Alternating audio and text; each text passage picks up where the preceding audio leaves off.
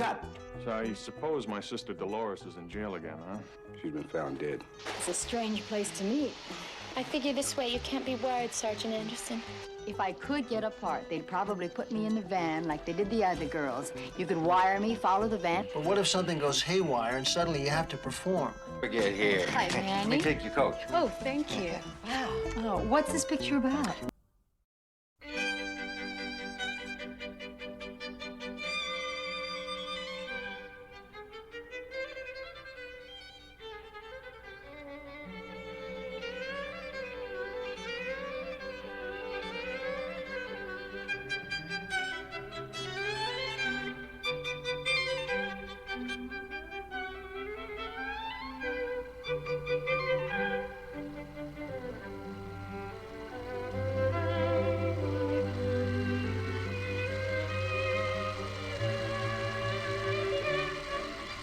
Countess.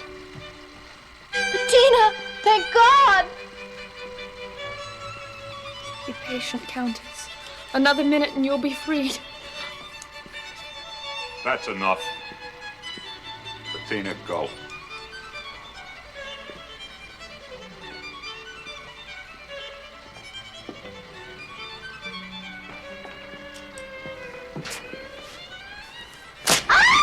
And cut. Manny, how was it? Well, I'll tell you how it was. Beautiful. We are gonna print that. That was gorgeous. Gorgeous. Are you going right into the next shot? 2-3 minutes. Stay close. I'll be back. Wilkes, you want to reload? It's gonna be a long take. You better play it safe. Okay, that makes sense. Thank you very much. Okay. You are looking real good, Dolores. Real good. These ropes are pretty tight, Manny. Realism. Relax, babe. A couple of more shots, we're all finished. Now, you know what I want now, huh? I think so. All right. You're gonna open real tight on that gorgeous face. Now we pan over to Bragan. He is gonna fake hitting you. That's when you scream. You sure he's gonna fake it? Hey. I mean it, Manny. He's a freak. He really is. He gets his kicks out of hurting people. Well, she's right. You remember what happened. You know the last time. He won't even come close. I guarantee it. You know the boss wouldn't stand for anything like that. Hmm? Okay. Huh? Okay, Bragan, you ready? I'm ready. Marcia, you ready? Yes, I am. Wilkes, All set. is this a team? Ooh. Okay. Sound, camera, and action.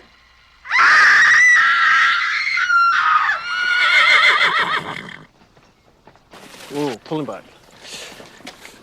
Oh, there. You know what? You said a horse pretty good. Oh, come on. Oh, I wouldn't exactly hire you for a cattle drive, but You couldn't afford it. There's not enough money. you want to race? Race? Yeah. Not on your life. What about on your horse? No way, no racing. Come on. At the end of the road, there's a yellow gate. Tell you what, you beat me there and I'll buy you lunch. Not for dinners for a month at the Queen's Arms would I race. Come on, Pepper, you can do anything. Let's go. Bill! Let's go. Hey, let's go.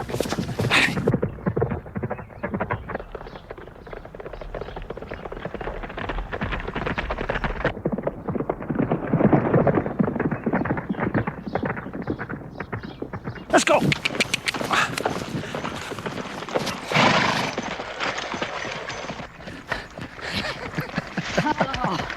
You rat.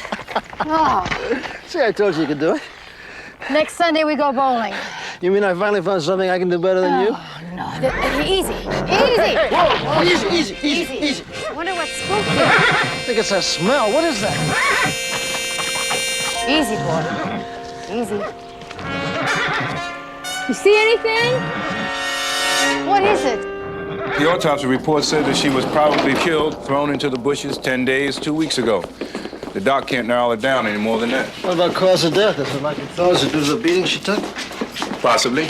More likely from the skull fracture. That's not mine. Give it to McKnight. Any sexual molestation? Negative. You want to see the x-rays? I think I'll pass. Gentlemen? Hello, Peter. Well, she's not Jane Doe anymore. They make her own prints? Yeah, I just talked with Pepper. Her name is Dolores Rogel or Rogel, R-O-G-E-L-L. Rogel. Yeah. Does it mean anything to you? Nope. Well, she was busted twice. Once in San Francisco about a year ago for hooking, and about 3 months ago here for narcotics. Then she must have a local address. 837 South Avery. Well, let's get moving. I'll get a search warrant. Yeah. It was in the paper this morning. Terrible thing, terrible. But I figure since it happened, we might as well take advantage of it, right? I mean, we could triple the grosses inside of a week. That's right, sir. So I've been on long distance all morning, called all the theaters where the picture's playing. There's going to be a big new advertising campaign. Why don't you let me surprise you, Mr. Dayton? Trust me, huh? I appreciate that. Oh, and give my best regards to everybody, will you? Lisa must be a big girl by now. Really? The Dean's List? Hey, that's terrific. Well, thank you, sir. Right. Bye-bye.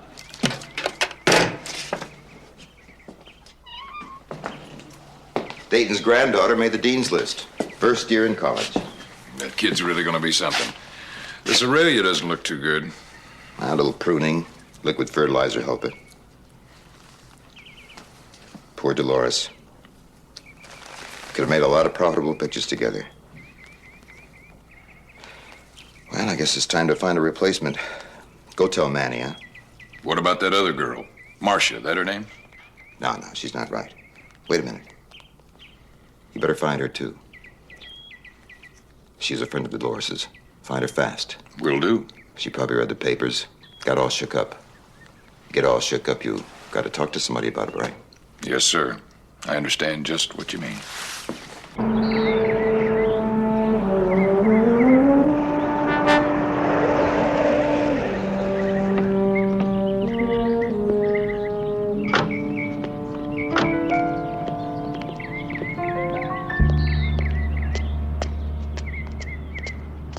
No question at all, she skipped. A lot of people skip around here. It's not like it used to be. You know, her rent came due 3 days ago. I've been ringing her doorbell ever since. You see? Open up. Could I see that search warrant again? I don't blame him. But you can trust me, it's good. Okay. Thank you. We'll lock up. You better. People would steal everything out of here. I know the type.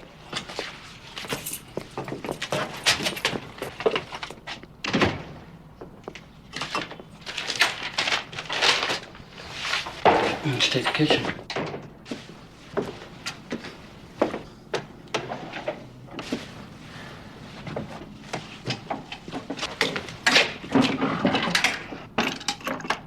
Look at this. Uppers, downers, you name it.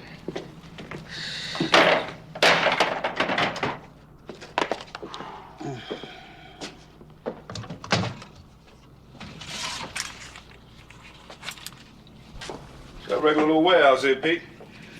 Little syringe, little needle. Here's a spoon.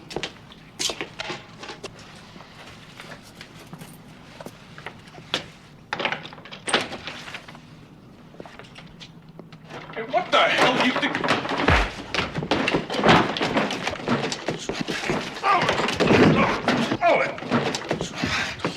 Police! I'm sorry. I didn't know. I'm sorry. Who'd you think we were? The guys have been hanging around with my sister. The guys that got her into that movie. Dolores Rogel's brother? That's right, Matt. Show me.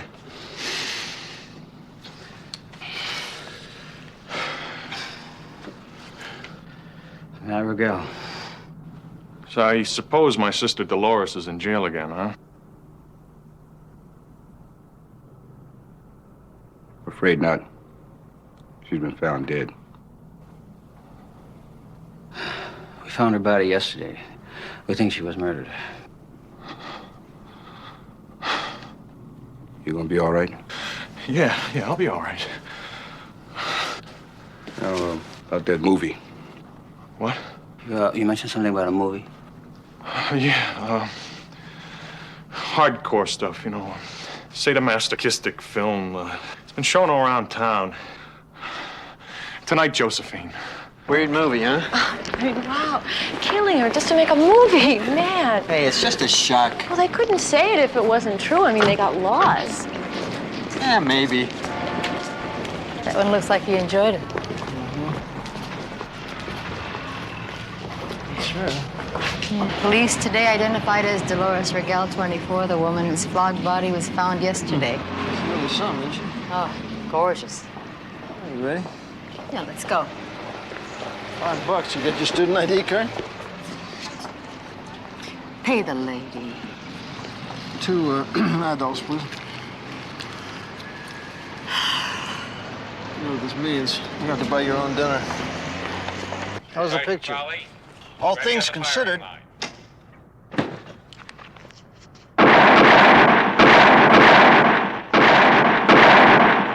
Cease fire. He wasn't quite gone with the wind. So she wasn't killed as part of the movie then, huh? Not a chance. They accomplished all that with makeup or special effects, whatever it is they use. No, it had to have happened after the movie was finished. I figure there's 2 possibilities. Either she was killed by an outsider, somebody in her personal life, a stranger, whatever. Or just somebody who saw the movie. Well, that could be. Picture'd been out a little more than a month. Somebody could have seen it early on and gotten inspired. Really? In this case, life imitating art. Ease them off, Billy.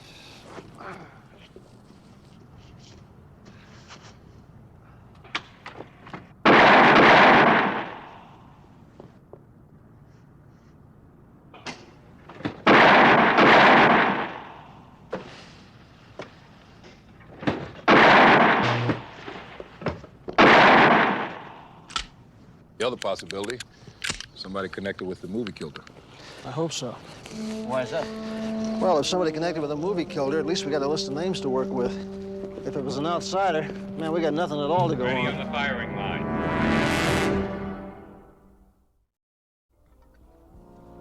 Oh, Pepper. I thought this was going to be a lunch date. It is. Oh, no coffee for me, thank you. You're serious? You want me to file a petition and go in front of a judge? That's what deputy city attorneys are for. No, that's not what we're for, Pepper. Not if we want to keep our jobs. Not if we don't want to get laughed out of court. Ben, come on. All right, you be the city attorney. Go ahead. Make your case. Tell the court why you think this picture should be banned. This picture, it's an instruction manual in sadism. Any number of people could look at it. They might get ideas. Right. Granted. Your Honor, if we follow that line of reasoning, we would have to ban Hamlet, because some lunatic might try to feed poison to his mother. Ben, tonight Josephine is not Hamlet. Your Honor, I submit that this film, it might be shoddy, sadistic, degrading. It might be all of these things and worse. But it can be likened to Hamlet in one very vital respect. Legally, on the basis of higher court decisions, it is protected by the First Amendment of the Constitution of the United States of America under the right of free speech. And the defense rests. That's how it'd be, huh? You knew that all along, Pepper. Damn. Is this still taken during production? Yes, it was. Where did you shoot the film, Mr. Ziegler? In the studio mostly, except for the exteriors. That's the outside stuff. I know. Now, tell me about the cast. Well, there's mainly 3 parts. It was Dolores, Miss Rogel, Bregan, and Marcia Gilmore. Who was in the crew besides the sound man? Wilkes, Yeah. you got it. That's all? Yeah. Well, you know, Bregan used to help out sometimes. Everybody did a little bit of everything. Not exactly a Sam Goldwyn, you know what I mean? You could have fooled me, Mr. Ziegler. Do you ever see the people you work with on a personal basis? I didn't mix with any of them. None of them, Mr. Wilkes? Filth. They were all filth. Including Miss Rogel. I would be surprised if she were the worst of them all. I understand she was a prostitute. Wow. Man, that's really heavy. I know what you mean. So she got what she deserved, right? Oh, look, Mr. Royster, I just stayed away from her. The only time I ever saw her was on set. Who financed this picture? I did. You put up all the money? I don't mean any offense, Mr. Ziegler, but we checked up on you, and you're not all that loaded. Oh, well, I borrowed some from some friends. Oh, you borrowed?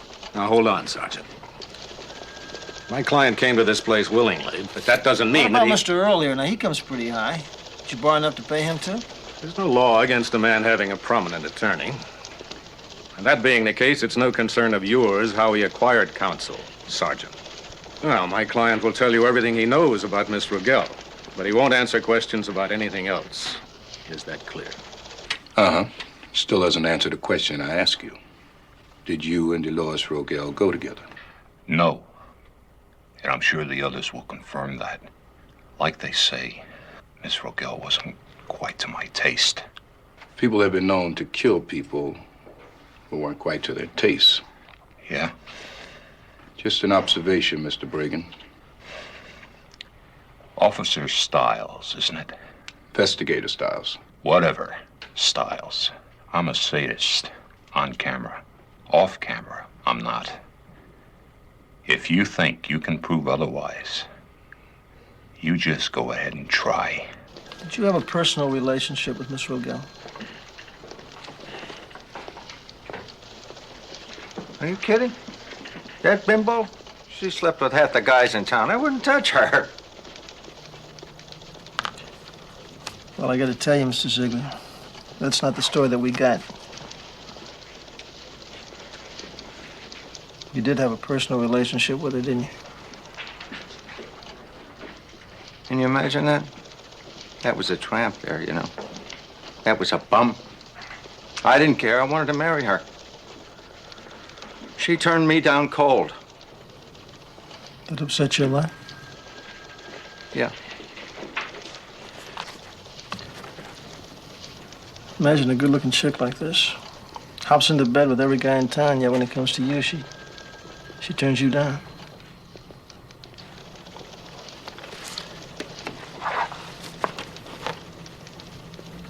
Did it make you angry, Mr. Ziegler?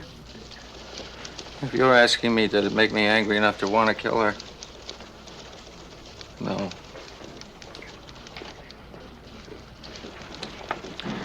Look, Sergeant, you can make a couple of bucks making porno movies for the freaks. Somebody's gonna get the money, I might as well get it. That don't mean I'm a freak.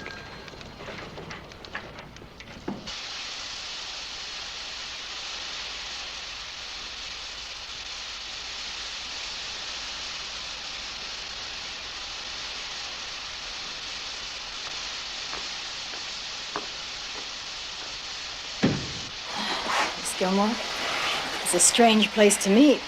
I figure this way you can't be wired, Sergeant Anderson. Oh. Well, I have to be honest with you. Whatever I learned today goes on my reports. You want to know what I know about Dolores? Yes. Well, she was my best friend. As soon as the picture was over, we were going to quit, leave town, and start all over again someplace else. And after we finished shooting, I kept trying to reach her. I didn't think she'd leave without me. And then I read about it in the papers. Marcia, do you know who killed her? Chuck Bregan. You know, the co-star. I'm almost positive. He threatened her a couple of times. He threatened me, too. I mean, he was a real sickie.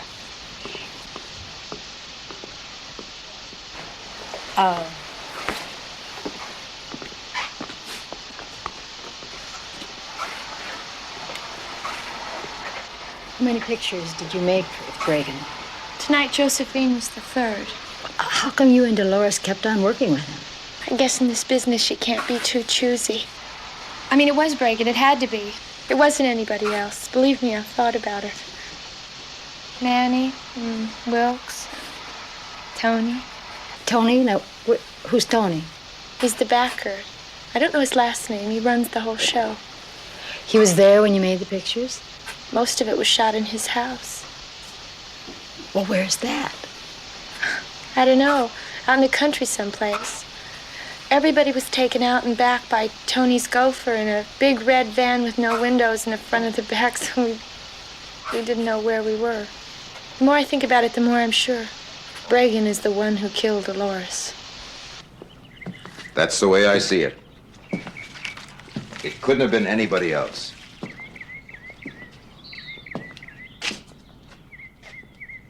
You're the one who wasted the girl, right? Tony, it's not true. The police, they had me on the grill for what? More than an hour. Did you tell them that? They made me account for every second. For 2 weeks. Listen to me. I was out of town for 10 days. I can prove it. The rest of the time, if you want, I can give you the places I went, the people I was with. I don't think I was alone for 10 minutes. Tony, he might be telling the truth.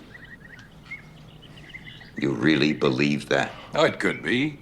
Maybe we ought to give him the benefit of the doubt.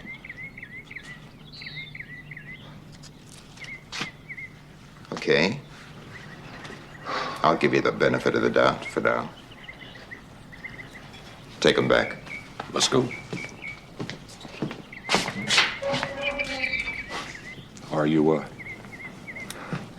Are you still gonna use me? In the next picture? Sure. That's business.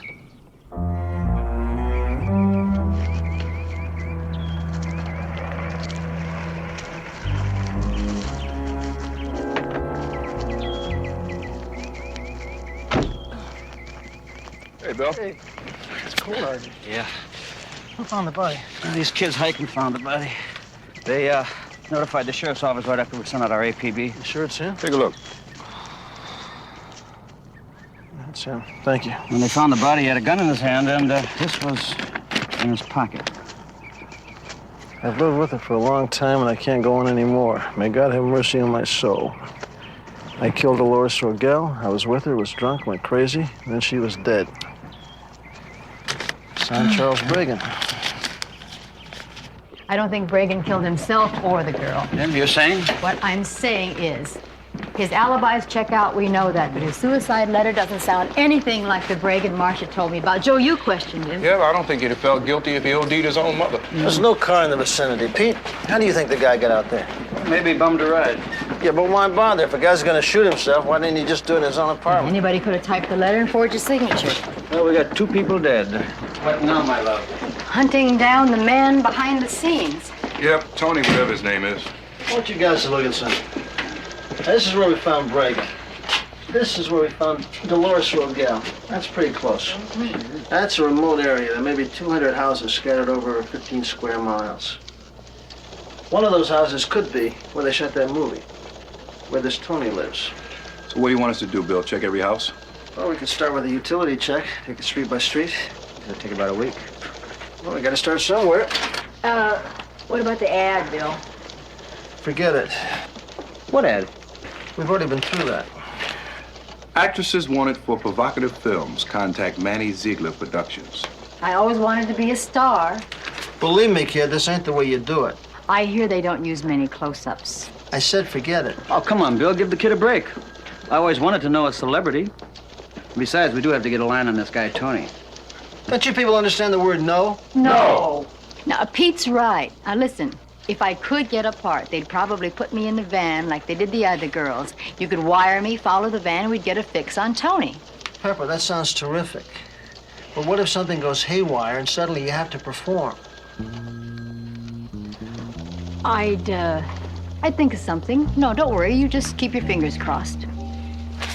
Okay, but you better cross more than your fingers.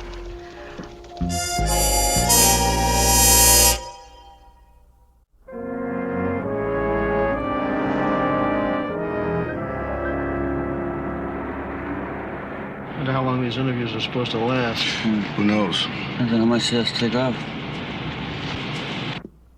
Oh, yeah. Yeah. Well, how do I rate compared to her? I'd call it straight A. Oh, you're kidding. Would you mind reading those 2 lines at the top? You're Diana. Oh.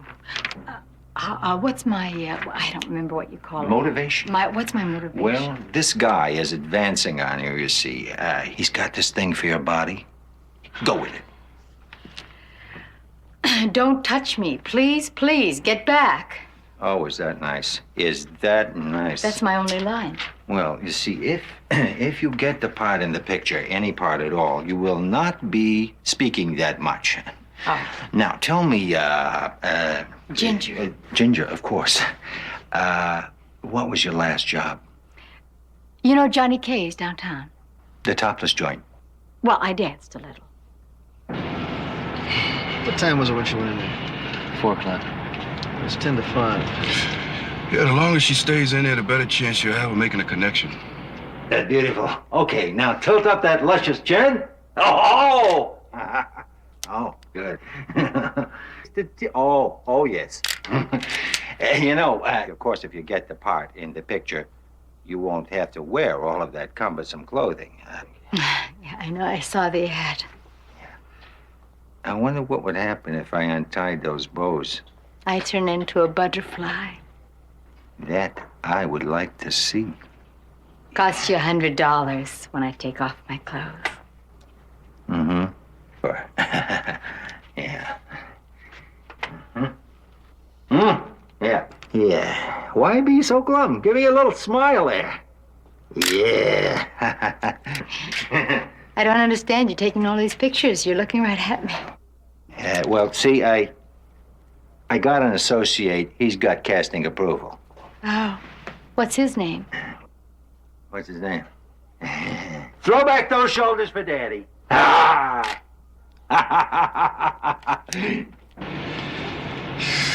I'm gonna give her 5 more minutes. I'm gonna find some reason to go in there.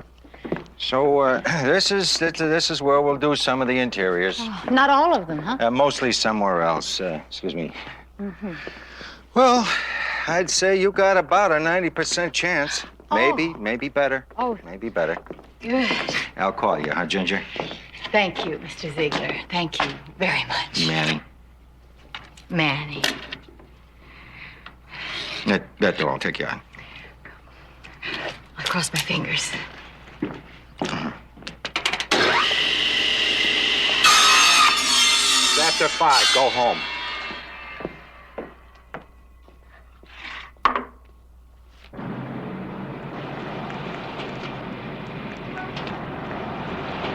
Here she comes.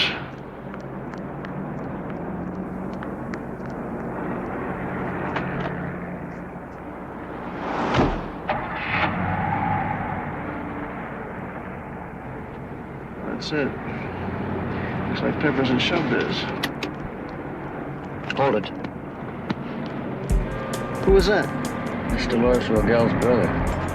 You're kidding. What's he doing here? Looks like he's playing detective. He was pretty hot about his sister, I know that. Didn't you tell him to lay off? We did. Guess it didn't register. Maybe we can make it register.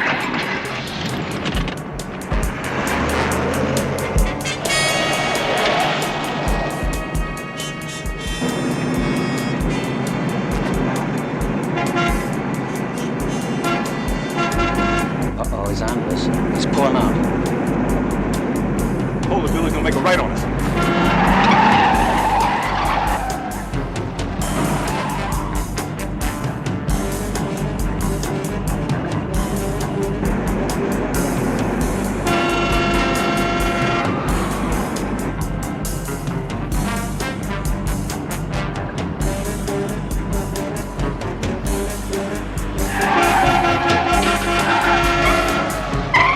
I'll take him from the left. Got him covered from my side, Bill.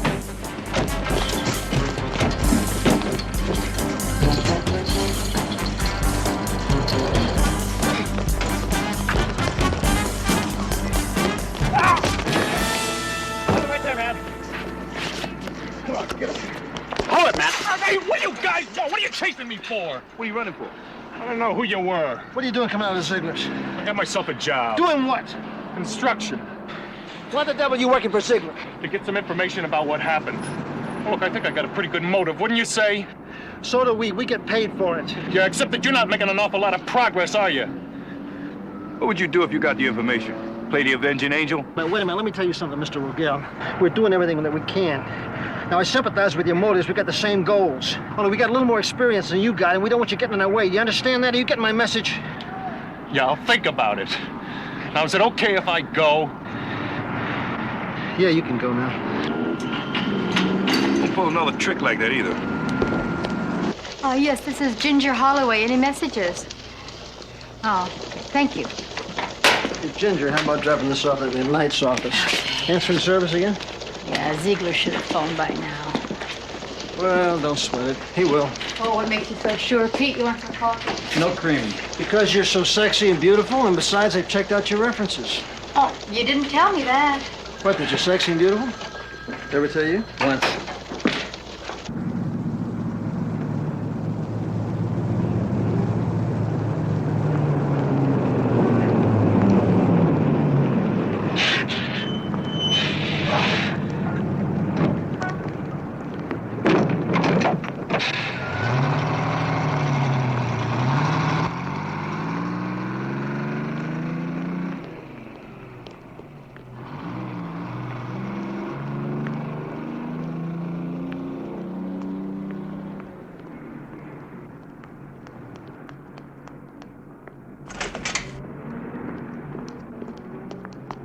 Miss Gilmore.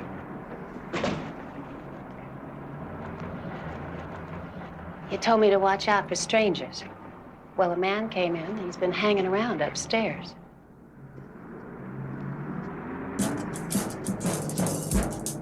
Is that for me?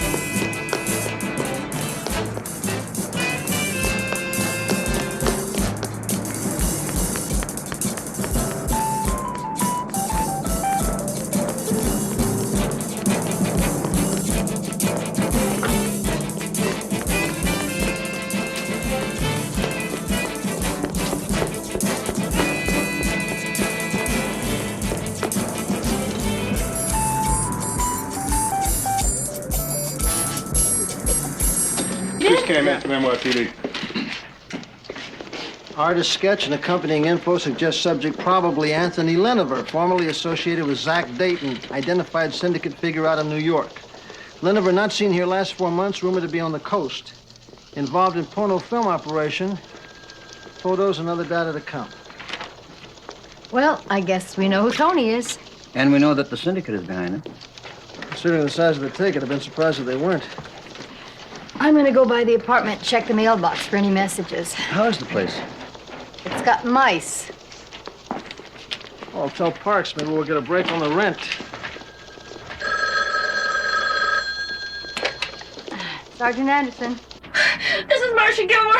They found out where I'm staying. Who did? Lynch. He works for Tony. He chased me. I've got to see you. I have no money. There's no one else I can trust. Where are you now, Marcia? Your gas station on the corner of 4th and Paul. All right. There's a restaurant on Palm, just about a block south of there, the Blue Moon. Now, you wait for me. I have one stop to make, but I'll be there in about 30 minutes, so you wait.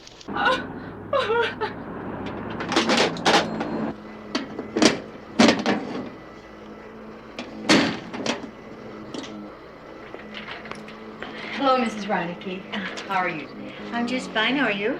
Fine. Any phone messages for me? No, there weren't. All right. Thank you very much. Miss Holloway, good afternoon. I recognized you from your pictures. Oh, you're from, Ziegler Productions. And congratulations, you've just about got a job. Just about. All you need's a screen test. A screen test? Well, we don't normally give them, but we're talking about the female lead. Oh, I see. And the budget's going to be very high for this type of film. So the backer, he doesn't want to take any chances. You can appreciate that. Oh, sure. Uh-huh.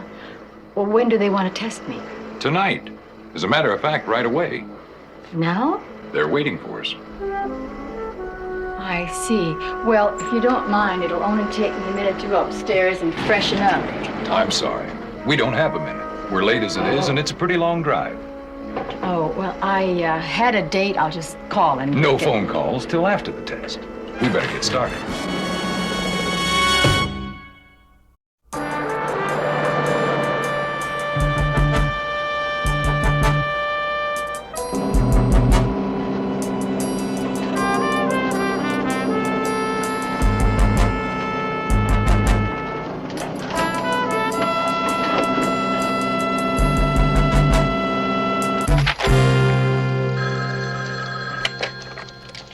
Sergeant Crowley.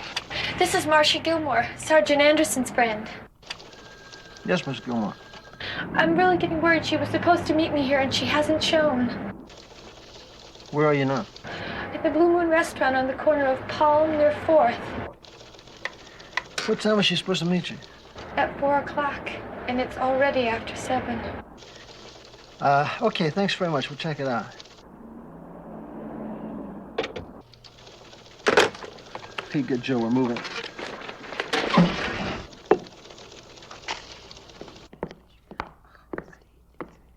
Hey, Ginger, we thought you'd never get here. Hi, Let Manny. me take your coat. Oh, thank you.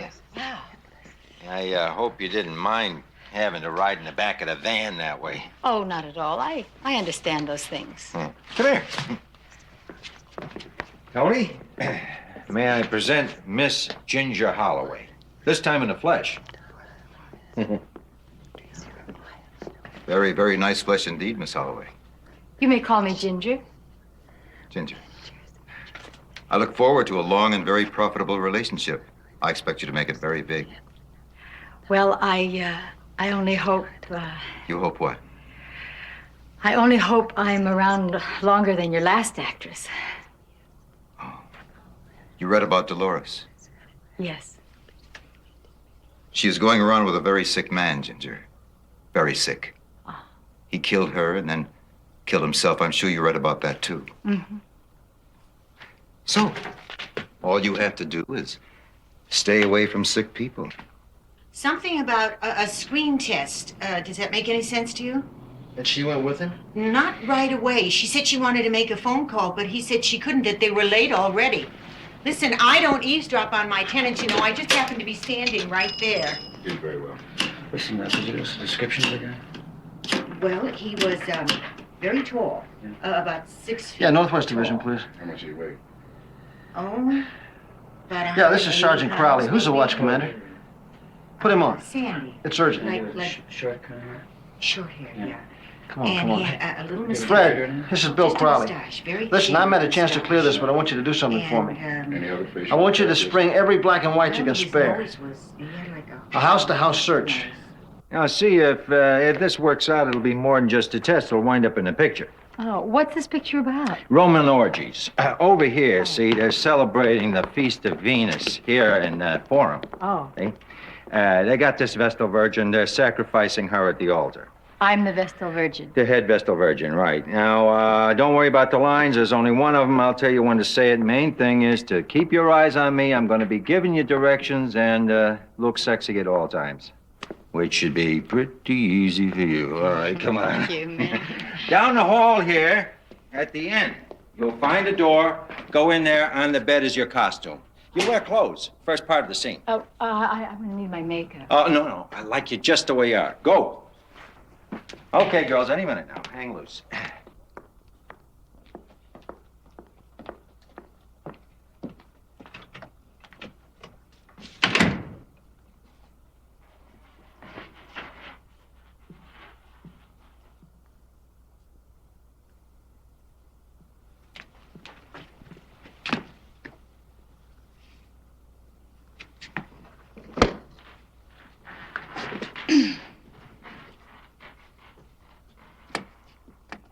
Ginger, where are you? What's holding you up?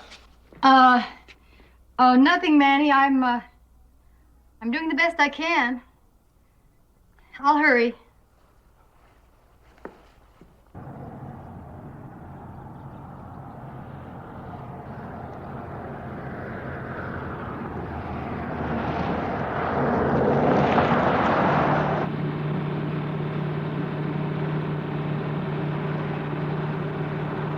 (17856), 12Y50. We've covered the area west of Canyon Road on Luck. Roger, 56. Check south of Pass Road. We'll take Highway 17 to the end of Canyon Road. Roger. Look, we got nothing to worry about. For sure. Pepper played cool. The question is, are the others going to play it?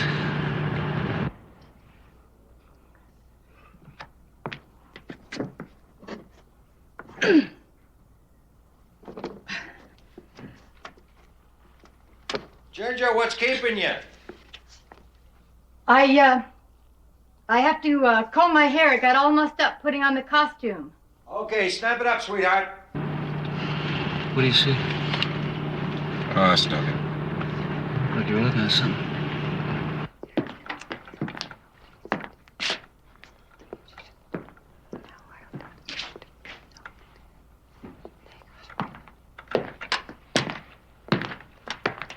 What the hell is keeping her? Fixing her hair. You know these dames.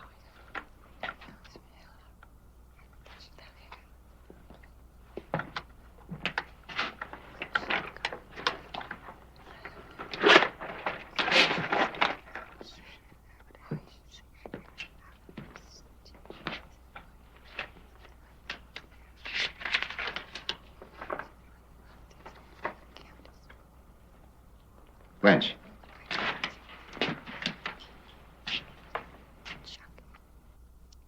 Maybe she's a snitch.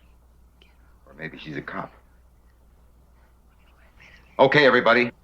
That's it. No test tonight. Hey, what do you mean? Thanks anyway, girls. Hey, Tony. Maybe tomorrow I'll let you know. Just because she's a little slow, I could talk to her. Man, You I know, want to take everybody back in the van. Now. Here's the keys. I don't know how to get back. I don't know where we are here. Out to the highway, hook a left, you'll make it. Oh, anything you say. I'll get Ginger. Don't worry about Ginger. I'll drive her home myself.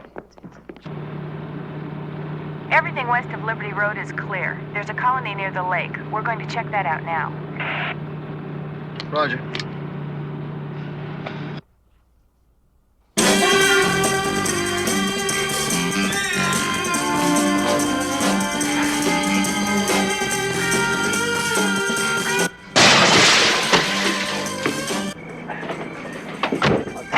Manny, explain everything. Now get going. I don't know exactly what's going to happen, but all we need now is a bunch of witnesses. So maybe nothing ought to happen. How's that? So maybe she's a cop. So maybe they know where you are. Tony, the police can't do a thing. You know that. I'm not worried about the police. Dayton's not supposed to be in the porno business. He was warned about that. Word gets out he's trying to cut himself in. There's going to be a war, a hell of a war. And guess who's going to be the first victim?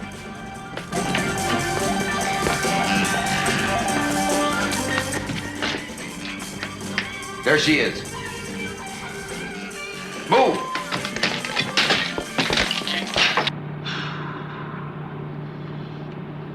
How far is it to 17? Should be about any minute now. I think I'll turn left and it's close. That's it. That's the van, the red van.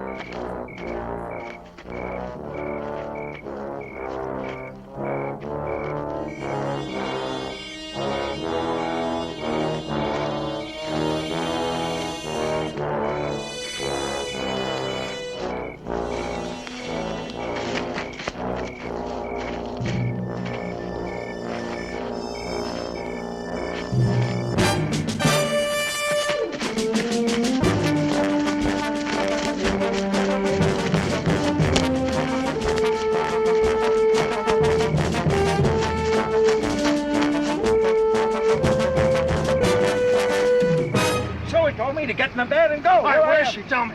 2 miles down the road. First house on the left-hand side. Look, I didn't do nothing.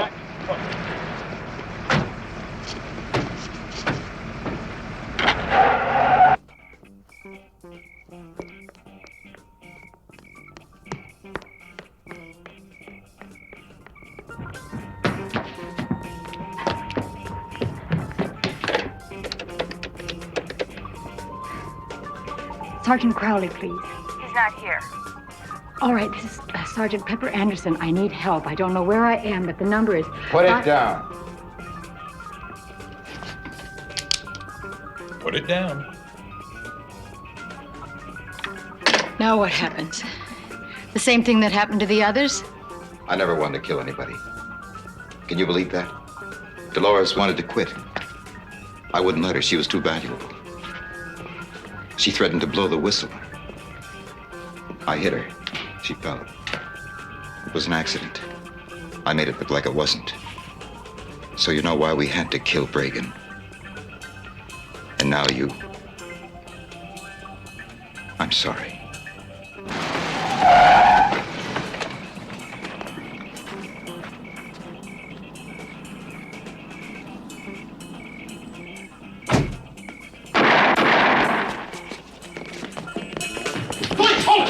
Don't shoot, Bill! Put the gun down. No! Put it down. I'm not finished with this scum yet. You're finished. Put it down. Give it to me. Give her the gun. Give it to her. Okay, get down the feet. Put your hands up. Get your hands on top of your head. Come on. He'll be okay. We'll get an ambulance. Come on over here with me. What's gonna happen to him? So this guy? We'll turn it over to the DA so he goes to... Bill, he saved my life. Well, that kind of answers your question, doesn't it?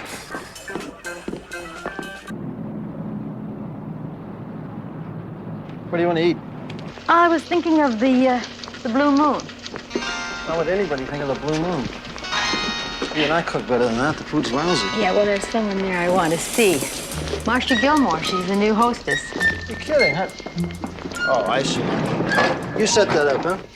Well, I've been eating there so long, I figure they owe me something. You think she'll hang in there, or you think she'll end up back out on the streets? Oh, my bet is she'll make it.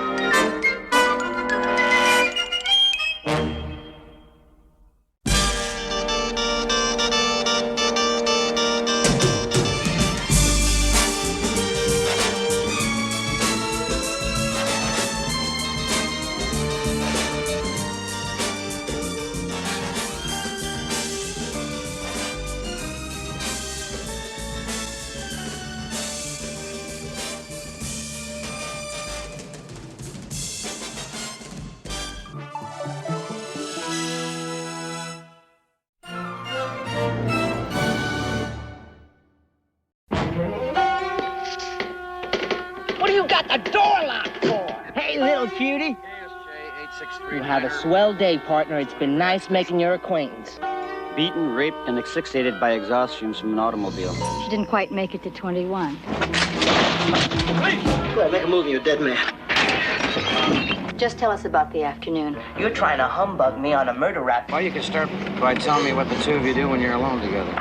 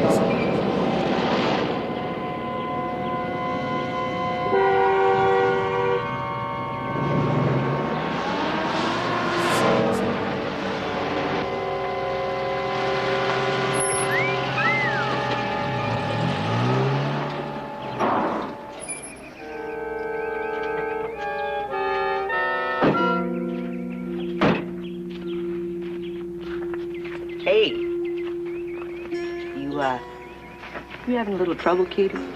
Just sort of zonked out on me. But that's okay. A friend of mine's due along here any minute now. Oh, yeah? What's his name? Red Ryder? No, really. We were down at the beach together all day. You sure? I can tell. By the color of your suntan.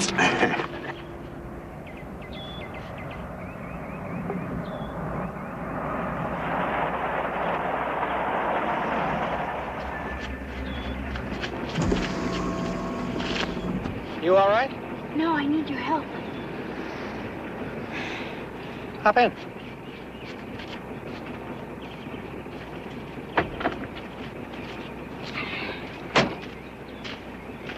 Hey, you ought to be ashamed of yourself, Dad, picking up a little bimbo like that. Hey, what's the matter with you? Can't you hear me in there? What do you got the door locked for? Hey, little cutie, look at me. My name's Red Ryder. KSJ 8639er, Mobile 1 to any react station. You have a swell day, partner. It's been nice making your acquaintance.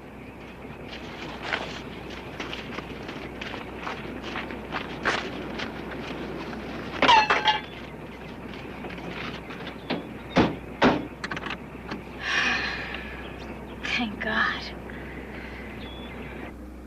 I mean it. Not one person in 100 would have stopped, let alone stood up to those guys. Well, maybe it's something personal. Just so happens I have a daughter of my own nearly your age. Jennifer. Oh, yeah? Where did she go to school? Well, she's not with me. I mean, not at the moment. She's in Europe with her mother. Oh, lucky. I was saving to go to England this summer. Instead, I bought that stupid car. Actually, her mother and I are separated. Legally separated. I haven't seen Jennifer in nearly a year. That'd kill my dad. Sun rises and sets on me as far as he's concerned. Hey, this is the wrong way. The gas station's back there. Then why are you hitchhiking? What? If your father cares about you that much, you have no right to place yourself in a position of such vulnerability. I don't know what you're talking about. Oh, I think you do.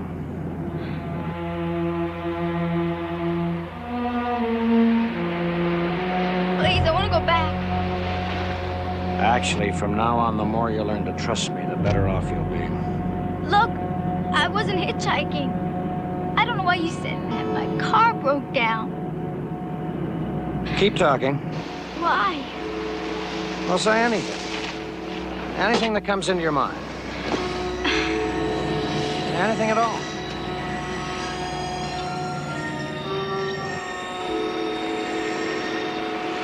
Please. Please don't hurt me. I won't. I promise.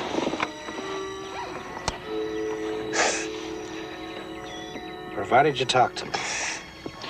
Provided you just close your eyes and tell me everything that comes into your mind.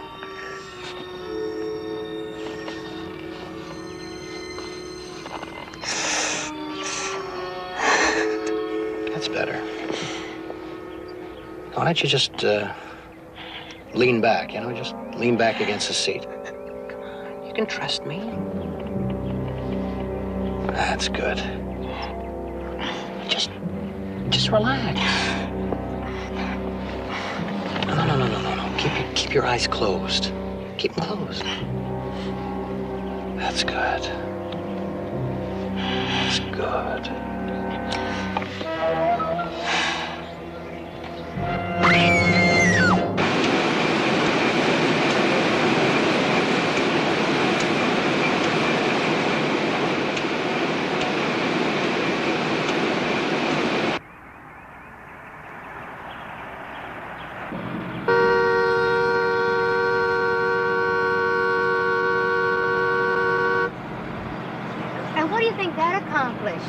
Nothing? Well, then why make a fool of yourself? Why not?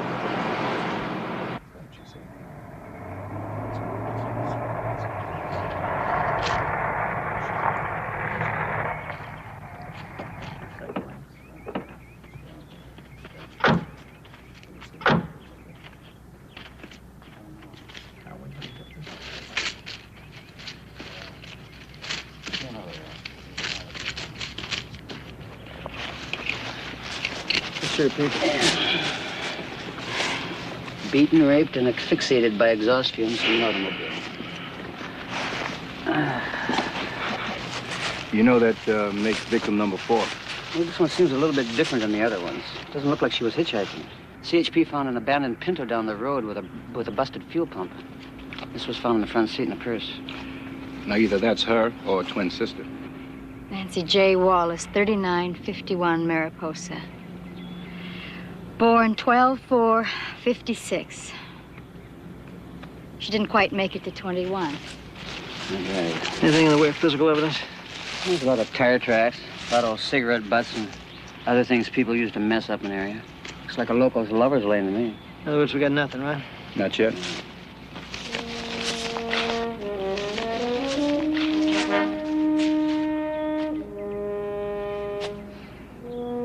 Well, you know why I blew the horn.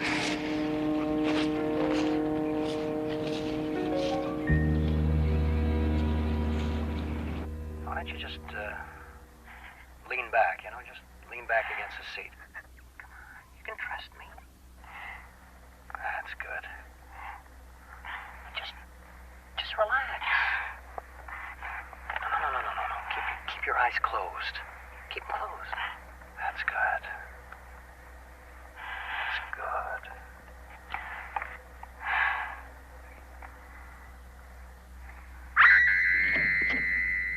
Excuse me. Is that the tape you want me to transcribe? Oh, no, it's this one. And make copies for Lund, Burnbank, Naughton, and one for my brother, too. And if you're not too busy, I'd like it to go out tonight. Very well, Mr. Mills. It'll be on the telex in an hour.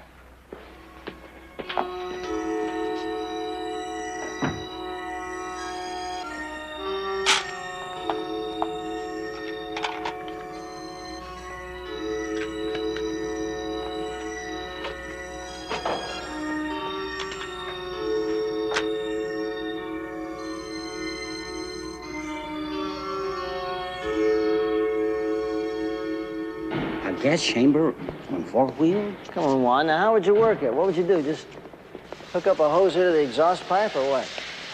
No, not a hose. A pipe. And I'd weld it right here behind the muffler. Then I'd drill the hole and put the other end right up into the trunk. Wait a minute. Wouldn't you need a valve or something to keep the fumes from leaking into the car? That's no big deal. What's your pleasure? Manual or remote control? Personally, I think it's a stupid theory. Oh, yeah? Why would he go to so much trouble when all he has to do is lock them in his garage, leave the engine running, and adios? I'm talking about a maniac, and you're asking me for a reason. You gotta take a rest, Juan. You're working too hard. Come on in, I got a copy of my... Bill, stop it. Over here a minute. Bill, come over here. Come here. Come on. This is Mrs. Powell. Mrs. Powell, this is Sergeant Anderson and Sergeant Crowley. Mrs. Powell? I think we have something here with Mrs. Powell. She was driving down to the beach yesterday. Visit her daughter. See, her daughter works for this family down on Sunrise Beach. And she saw Nancy Wallace's Pinto. Can you slow it down just a little bit? She saw Nancy Wallace's Pinto while Nancy Wallace was still standing there. Did you? Yes, with the hood up. Like you see on the freeway sometimes when there's car trouble. She was talking to these two kids, boys. I knew right away something was wrong. Yeah, go ahead, Mrs. Powell. Well, when I saw about the murder on the 11 o'clock news, I picked up the phone and called my daughter.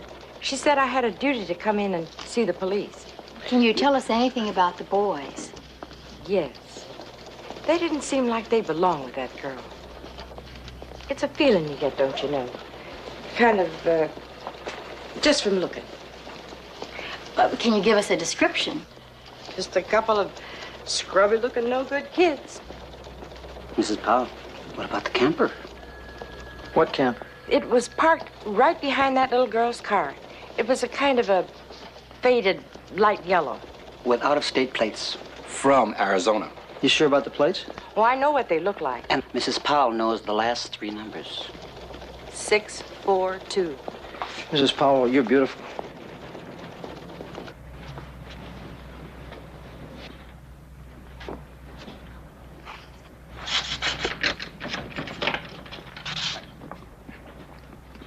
Oh, it's you, Mr. Mills. I'm sorry, sir. I didn't mean to startle you. Well, I just needed some of this. I'm mailing cartons to my daughter in Europe. Well, that stuff will hold anything. That's for sure.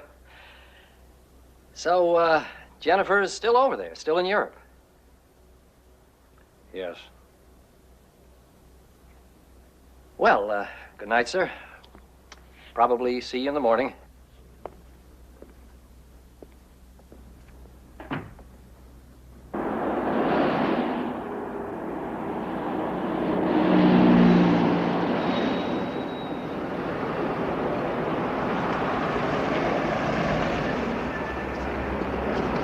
Hi, going over the hill? Yeah, here, get in.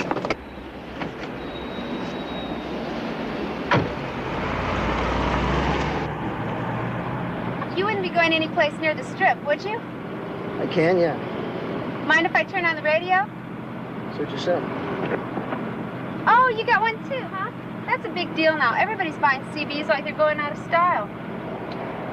Who do you talk to anyway? Just people around the city. Hello, Mr. and Mrs. Everybody. And a good evening to you all. Duh. Yeah, well, it's not quite as dumb as hitchhiking. Oh, that's a matter of opinion. Oh, yeah? You ever listen to the news? Huh? When's the last time you listened to the news? You know that in the last 2 months in this city, 4 girls have been murdered? Raped and murdered right here in the city. Did you know that? So what are you telling me that for? The last time that one of them was seen alive was on the very corner where you just got picked up. I mean, does that scare you a little bit, where I just picked you up? The last time they saw one girl there, she was alive. That's the last time they saw her alive, right You there. better stop this Her name was car. Rose Farrell. They took her out, they beat her, they raped her, and they murdered her. I said stop this car! Honey, get your hand. Stop it! Stop Close the door, will you? Stop it! Hey, I'm a police officer. Let me go! Sit there and shut up. Now look at that. That's my identification. Look at that's my badge. You see that? I'm a cop. What is this anyway? Lucky for you, it's only a warning. Let me show you something. You don't seem to know what's going on in the world. Look at this. That's the Rose Farrell I was just telling you about. Here, that's Cynthia Feldman. That's Doris Unger. That's Nancy Wallace. Look at them. Each one of them was picked up, beaten, raped, and murdered. You hear that? Raped and murdered.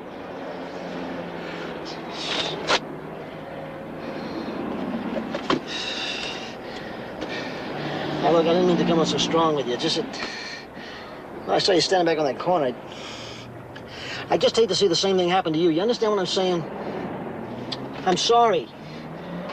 Okay? How are you, for your sake? But when you got someplace to go, why don't you take the bus?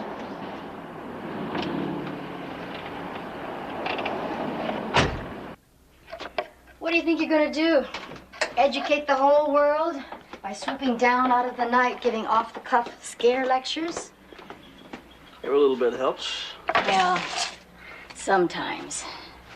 But I'll make you a bet. The girl you picked up will be back on the street tomorrow with her hips out and her thumb up. Maybe I should have handled it a little smarter. Maybe you shouldn't have handled it at all. You broke every rule in the book. You're not allowed to pick up a hitchhiker. And why, Bill? You know you can't tell anybody anything. Fantasy time. Nothing like murder or rape is ever going to happen to them in a zillion years. Hello. Oh, hi. Where else would he be when he wants a pastrami and beer? Investigator Styles. Yeah, Joe. Just got a call from Arizona Highway Patrol. 3 hits. 2 have perfect alibis. But the third sounds interesting. Yeah? A yellow 75 camper, license number Adam Henry John, 642. And it's registered to male, Caucasian, 21 years old, name of Wesley K. Jackson. It seems as though he and his buddy Philip Thatcher just beat an assault beef, which resulted from trying to molest a college girl in a state park on the Colorado River. How does that grab you? Right where I live, buddy. 3 days after they were released, they stuck up a gas station in Flagstaff, and nobody's seen either of them since. Joe, get an APB out right away, okay? Yeah, I'm gonna be here for a while, and I'm going home. The yellow camper. Cross your fingers, kid. I think we got him.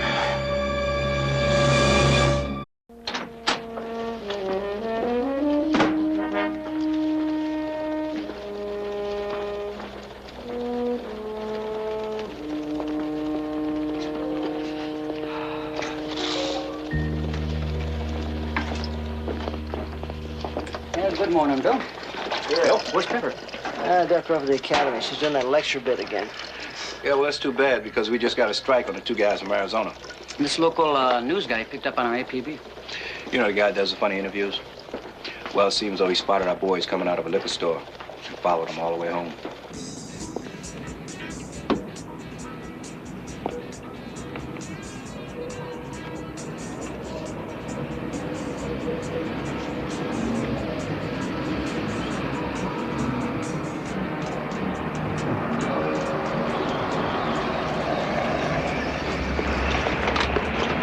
Hi, I'm David Fish. Yeah, Sergeant Crowd.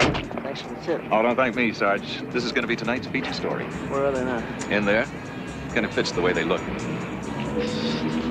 Are they alone? They were alone when they went in. I don't know if anyone else is inside. In any case, they're probably all smashed out of their minds. They were carrying enough beer to sink a ship. Pete, you take them back. Listen, Sarge, I've got a cameraman on the way. You can wait a couple of minutes, could you?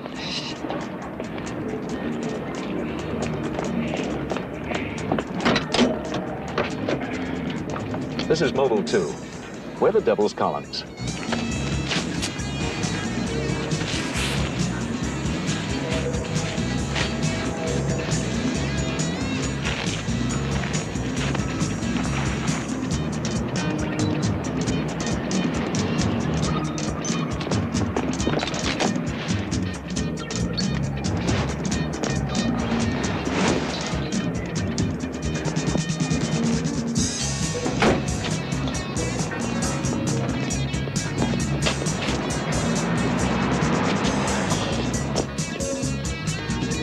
Before he blows it.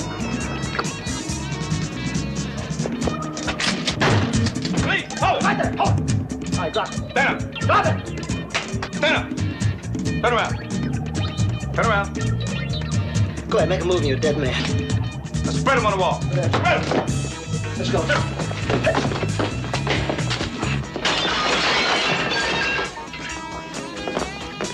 Police! Hold it! Kid, get out of the way! Get out of the way, kid! Get away there, kid! Get away! Get a girl! Hold the fighting Scott! Get away! All right, let her go. I'm telling you, let her go. Yeah, come on! Let her go!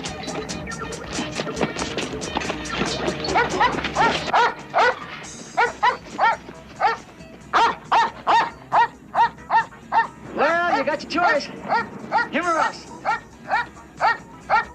Turn around.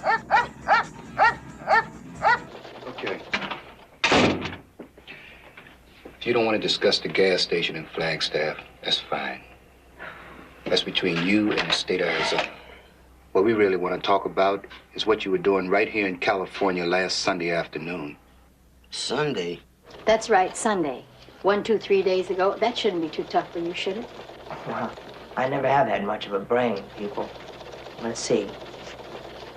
Sunday? Yeah, I guess I should be able to handle that. Just tell us about the afternoon, from 4 o'clock on. Well, we took a spin out to the beach, you know, and ate some greasy spoon, you know, out at Sunrise Beach. Yeah, well, not so fast. Let's go back to what happened even before you got there. What happened along the Canyon Road? Well, let me see. I guess the only thing special is we went through a couple of tunnels. There's only one tunnel on that road. Well, now, you see, I told you I never had a very good memory. All right, how about I save us all a lot of time? An eyewitness said that he saw you and Jackson pull up next to a stalled Pinto. Oh, yeah. Yeah. Red Ryder's girlfriend. Who? The chick with the suntan. Sure, we stopped. We stopped to give her a hand. She was over by the side of the road having herself some engine trouble.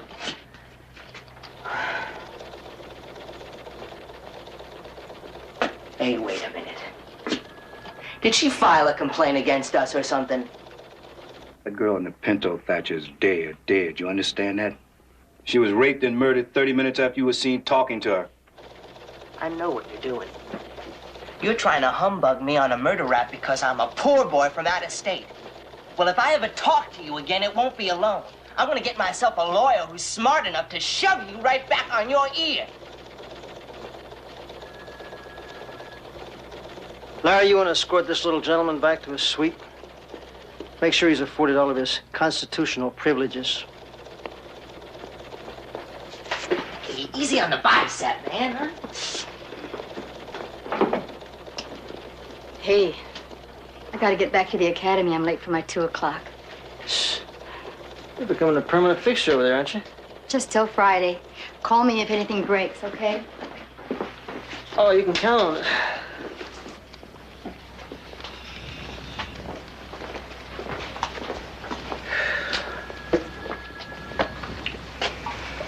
Make yourself comfortable. Thank you. Well, I can see you two can hardly wait to bring me up to date. Well, Billy, it's called legal aid. One of the many little delays that have a way of slowing down the wheels of justice. Yeah, well, I tell you something, guys. I don't think they did it. You don't think they did it? Why is that? Gut reaction? Gut reaction, huh? I think you're the first human lie detector. What's your reaction? Well, criminal conspiracy. Investigator Pete Royster speaking. Yes, he's here, as a matter of fact. Phoenix, Arizona. This is Sergeant Crowley. Yes, Captain. I see. I see. You sure about that? Okay, thanks very much. We appreciate the follow-up. Yeah, if anything breaks here, we'll keep you posted. Yeah. You all right, Pete? Gut reaction. Yep, you're right, all right. I guess I am a human lie detector. Jackson and Thatcher were in Bisbee, Arizona during the time of the first 3 murders. So that takes care of that.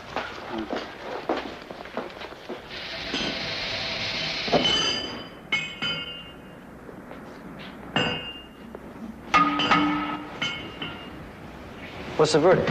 He could use a new muffler, but nobody's messed around with any pipes in the ear. Well, that means A, they got an alibi. And B, we got not one shred of physical evidence. Hell, I never bought that routine about the trunk anyway. Yeah, I got that impression. Hey, Bill. Mr. Wesley Jackson requests your presence in his private room.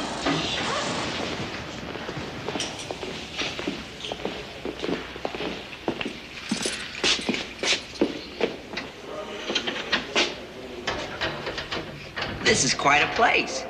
He asked for room service, and look who they sent.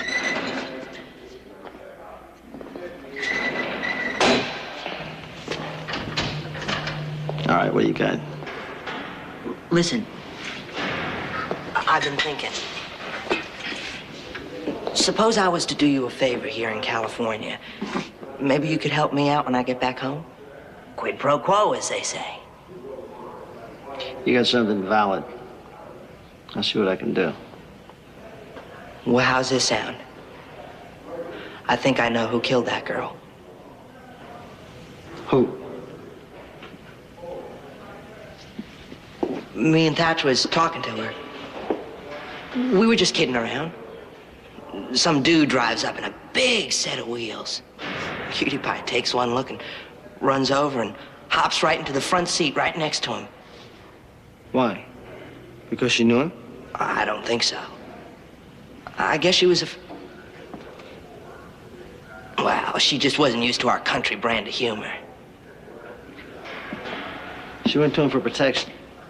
Just like he was daddy.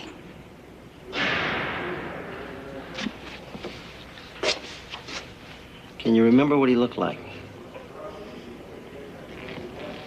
At that point, point I had so much beer in me. He could have been from Mars.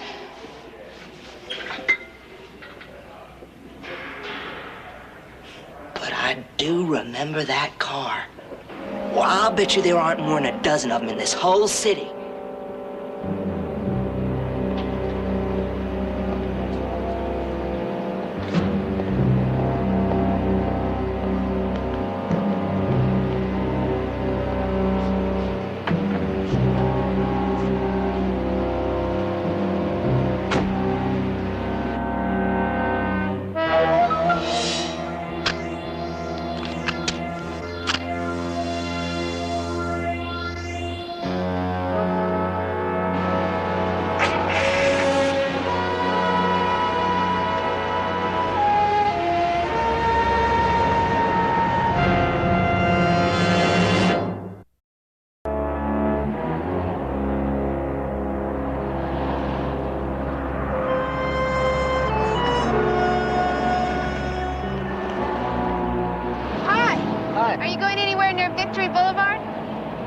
Yeah, as a matter of fact, I live near there. Hop in.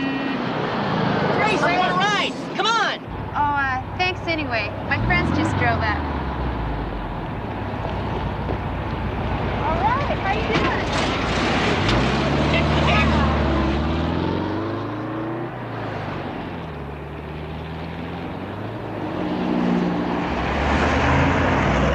I'm sorry. I really hate to disappoint you, but I can only help with cars before they've been sold.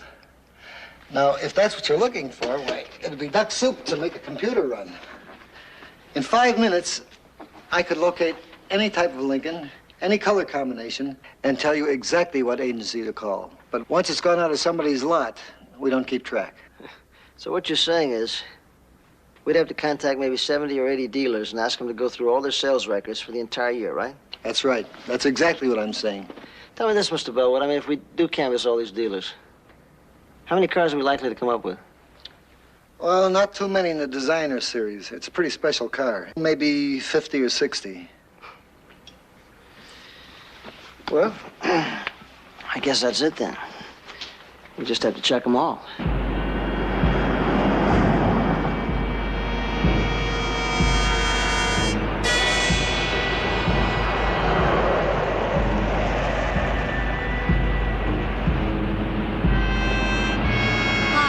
I'm going as far as see me, if that's any help. Before we start, let's get something straight. I'm looking for transportation, nothing else. Young lady, I have a daughter who could be your older sister. If she heard you ask me that question, she'd laugh right in my face. Yeah, okay.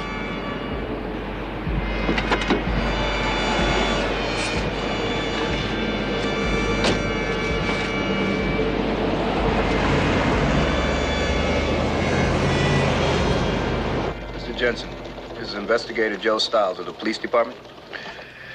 Yeah, we're checking on a possible suspect who may have purchased Designer's Edition Mark V.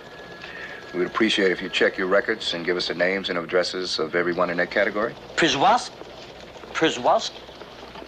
Okay. Would you please spell that, sir, and very slowly? 3216 Oak Shore Drive. Where's that, ma'am? In the valley? You just tell me how I can show you ID over the telephone. Crowley, Sergeant William Crowley. Yeah. I tell you what, Mr. Meredith, I think we could solve this in about 5 seconds. Now, I'm going to hang up. You just call information and ask for the Criminal Conspiracy Division of the Police Department. That's right. Then you ask for Sergeant William Crowley.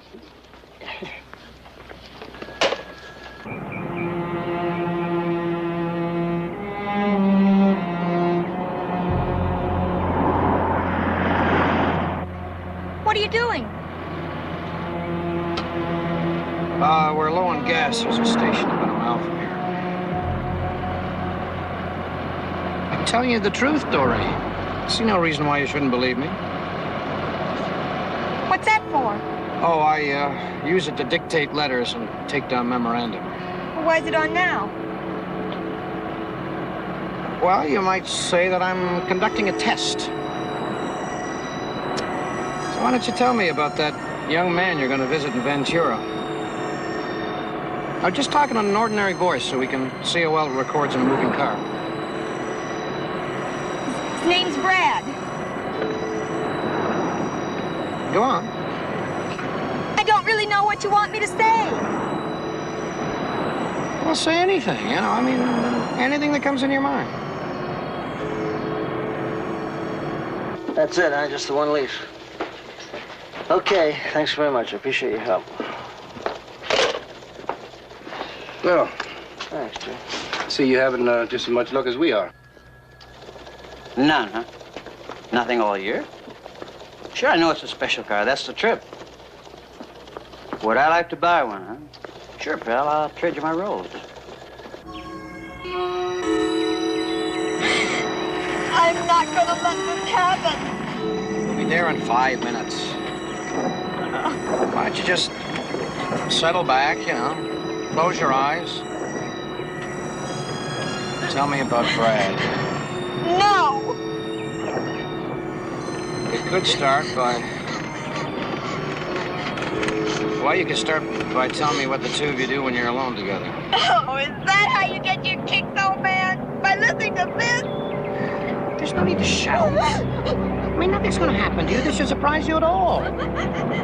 My own daughter tells me girls your age know more than I do. Uninhibited, I think, is the word she uses. Well, you know, that's fine. I've always considered myself flexible enough to adjust.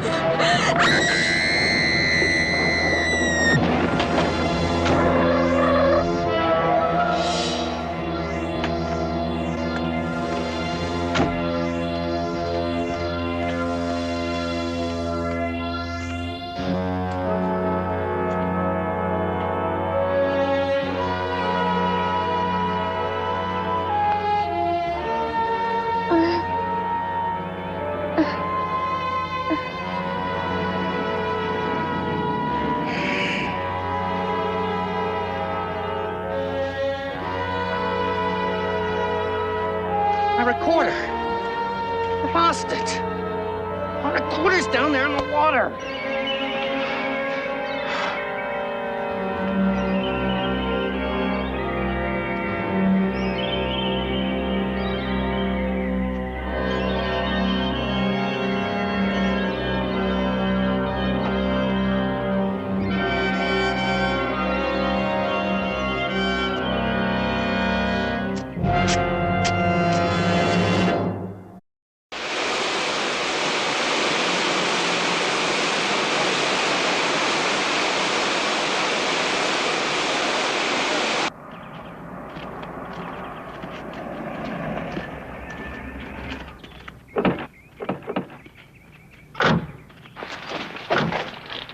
Where's the corner? It's coming up. Who found it? They did. They came up to pick wildflowers. The old man threw a stone in the water, and that's when he found her. Hey, Ben?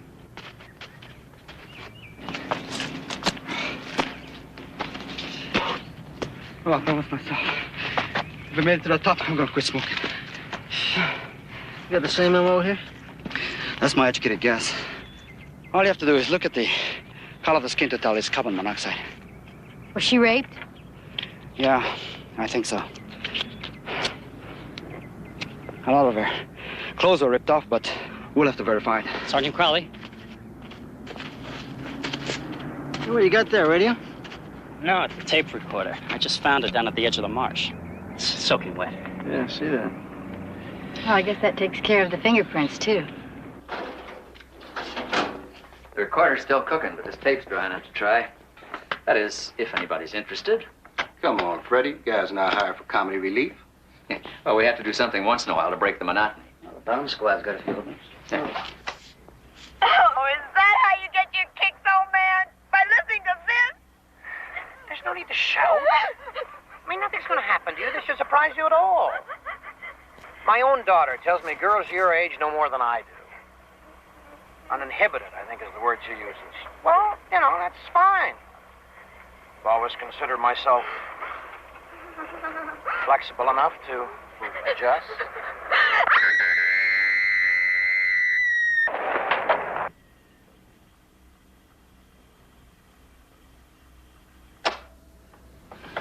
There wasn't any prints left on the recorder. No, it's so full of mud and slime, there's nothing left at all. What about on the tapes? Not a thing. You check out the serial number on the recorder? I thought you'd never ask. Sure. It was manufactured by Blake Electronics in Downey. Well, now, if he filled out his guarantee card, we got it made. Yeah, if you did. But you're going to have to go out there in person. We've already tried. They just won't release anything over the phone. Isn't that typical? Okay, Joe, you want to take a little trip to Downey? What, at this hour? That'd be terrific. Well, why don't you ride along with him? Keep him company. You won't be. How was anyway? I really throw your weight around, don't you?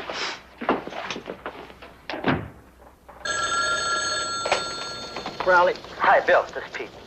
Well, it was registered all right, but along with 7 others. It's part of a group purchase made by the Mills Chemical Corporation. Mills Chemical? You sure about that? Sure. 211 North Jellicoe. I know the head of security out there. The guy used to work robbery out of Rhinebeck. So what is your pleasure? Get out there. Ask for a guy named Leon Fowler. All right, it's bumper to bumper, so it'll take a bit. Pete, do the best you can, will you? As always.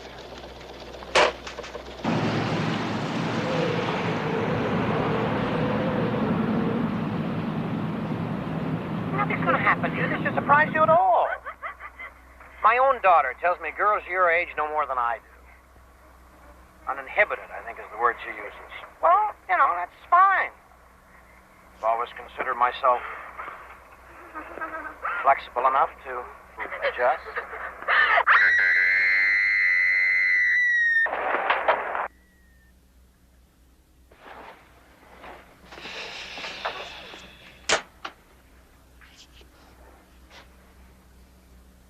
Well? It could be one of 2 people. Mr. Mills, the man who owns this company, or his brother George, our controller. They sound almost exactly the same. On the telephone, I can hardly tell them apart. Does either one of them own a Lincoln Mark V? Both. Bought on the same day. They bought them both through the company. Okay, Leon, take a guess. Who do you think it is? I told you, I couldn't tell. Just guess.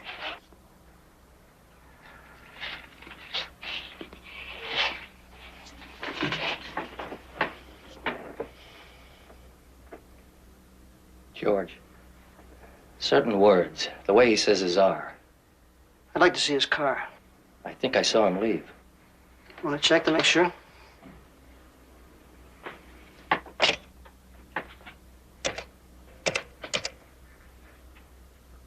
Harriet? Fowler. Has Mr. Mills gone for the day? Okay, thanks.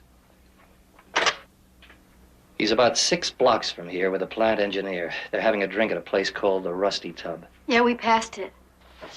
Okay, I'll go. Listen, if his brother's car is still here, you check it out.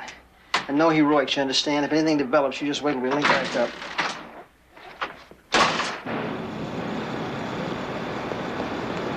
Save yourself about 10 minutes if you take the shortcut. Go straight through here to the other side, then walk left until you can see administration. All right, thanks. Listen, I'll probably be back before Bill. If Pete and Joe get here, fill them in and hold them right here, all right? Thank you.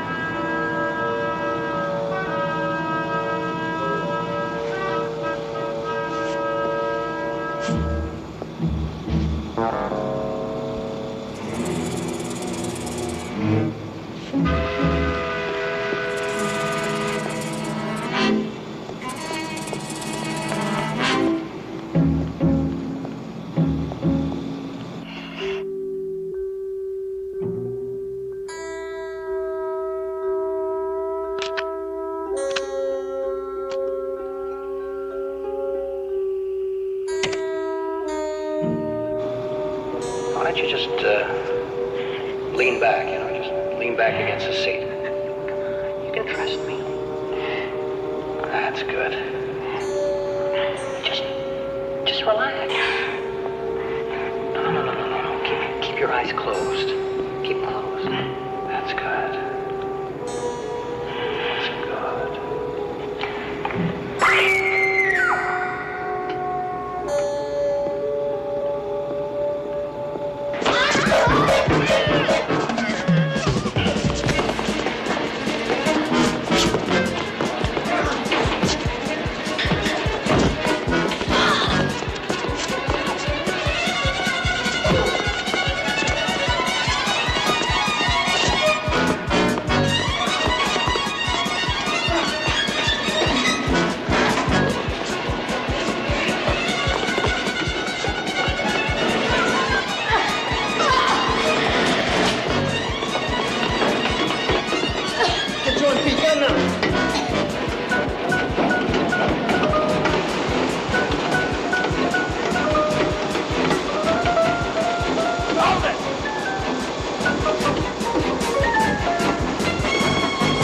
I'm talking to you as a friend, as a man who's known you for 10 years.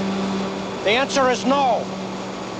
The only way I'm going is that way. Now, listen to me, Mr. Mills. I'm coming up now, and I'm going to take you down. No, Leon.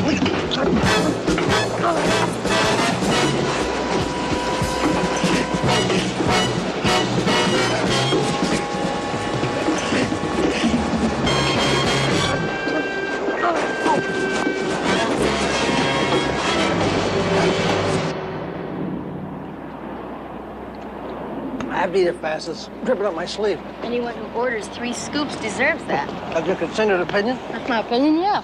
What's the matter? It's the girl I told you about, the one I gave a lift to. She's pretty cute, but she doesn't have any trouble at all. You know what I'd like to do? I'd like to pick her up and take her right and dump her in her parents' lap. You really think that'd help? Come on, Bill, you're not a miracle worker. You're a cop. All you can do is warn them. If they don't listen, that's where your responsibility ends.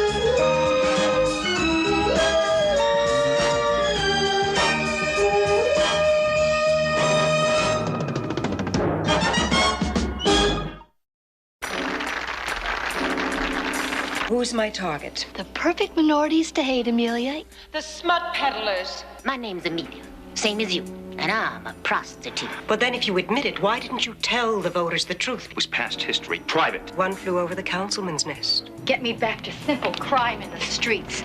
You can do it, and I want it. Ask for Captain Barnes. Someone is trying to kill me. Wonderful city.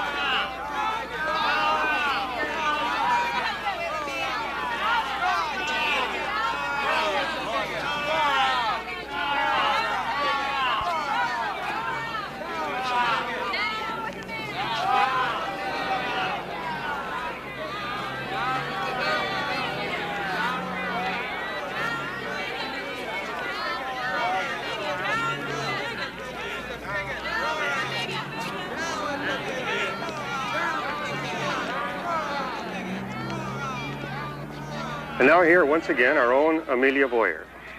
Thank you, Paul. I'm going to miss you. And we'll miss you, too. Most of you are aware this is my last day as co-anchor person here at KXLA. For There she better is. or worse, I have thrown my hat into the political ring as candidate for city council. I would like to say to those very vocal demonstrators who are at this very moment picketing outside the studio, you are not pressuring me into this resignation. On the contrary, I am simply abiding by the FCC ruling for equal time for all political candidates. Neither picket lines nor threatening phone calls can stop me in my crusade to make this city a better place for clean-living, God-fearing Americans to live and to work. Thank you. I won't do it. Afraid you're gonna have to. Listen, I couldn't stand Amelia Boyer when we were in high school. I can't stand her now. I hate what she stands for, and so do you. I'll do it. I'll guard Amelia's body even with my fractured flipper. There's your volunteer. Nope. Well, how about me? Or am I too minority for Mrs. Boyer? I get direct orders from Captain Bly. Sergeant Pepper Anderson's the man for the job. The man. As a matter of fact, his exact words were, the only man for the job. Well, I won't do it. Tell Barnes I won't do it. I told him you wouldn't do it. Well? You're doing it. All right, I'll tell him. You tell him you do that. Just say, Captain, you can go to hell. Sergeant Crowley told you what I told him. And incidentally, it came from the chief himself. Captain Barnes, I have a good reason for wanting to be relieved of this assignment. Good reason? I think so. Hold it, Pepper. Before you say it, let me warn you, it better be good. And a hell of a lot better reason than the one Sergeant Boldroff gave me for not wanting to be Hirohito's bodyguard when he was visiting our fair city. Well, it seems that Sergeant Boldroff was a prisoner of war in Japan. So, while he was a prisoner of war, he swore that he was going to get that guy one day if he ever caught up with him. Now, that's the excuse he gave me for not wanting to carry out my direct orders to see that no bodily harm came to our royal guest while he was visiting here. Now, I ask you, your whole life, have you ever heard of a reason as lame as that? Now, what's your excuse?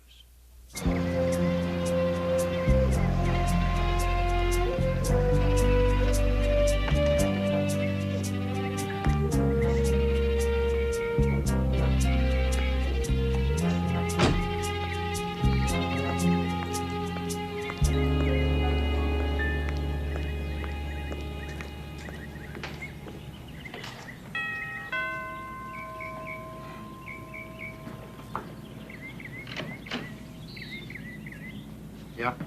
Police. Sergeant Anderson. All right. Come on in.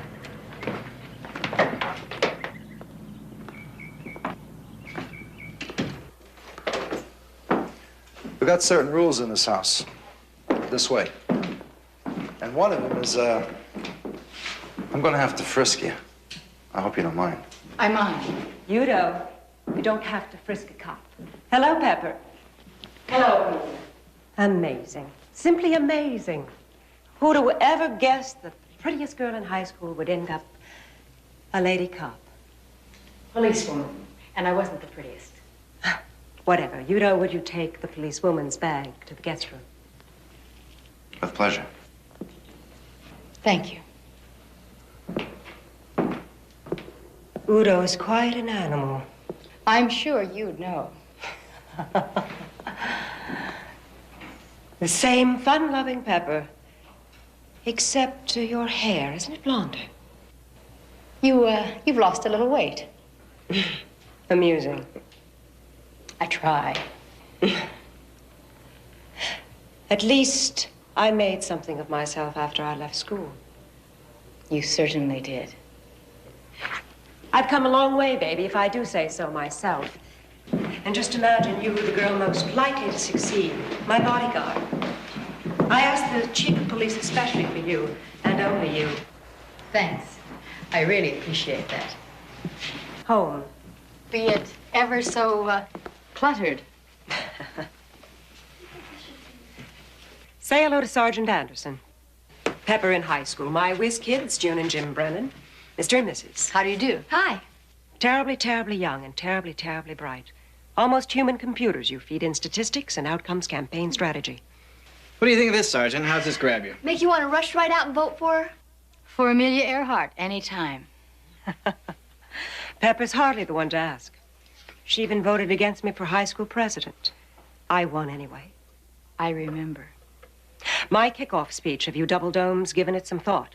We have. Got a great idea. Pepper, darling, I'm sure all this profound strategy would bore you silly. I'm sure it would. Could I help you find your room and you can clean up and whatever? Just tell me where it is. I'll find it. I'll call Udo. I'll find it. Up the stairs, first door to the left.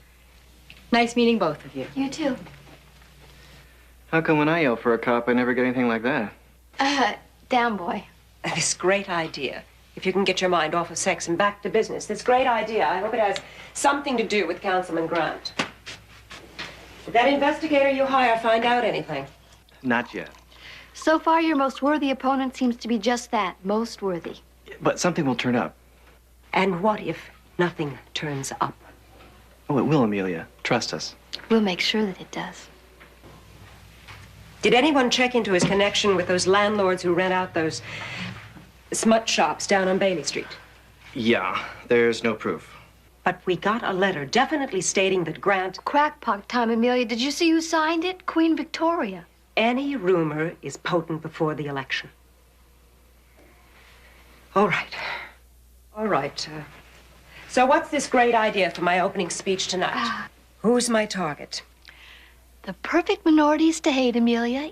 The prostitutes, the vandals, the smut peddlers, the dope addicts, the sexual perverts who, with their insidious filth, are contaminating our lives and the lives of our children.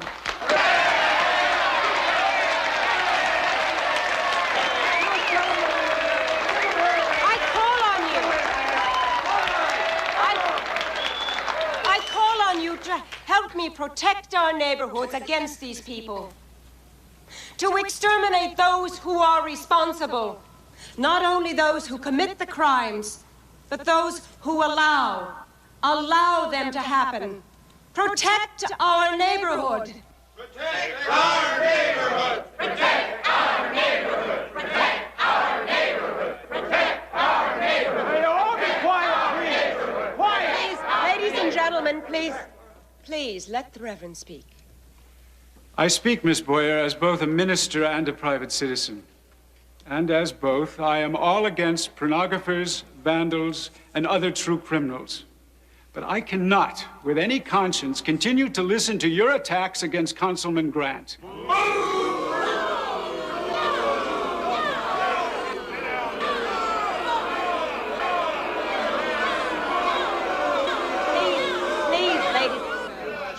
Please, ladies and gentlemen.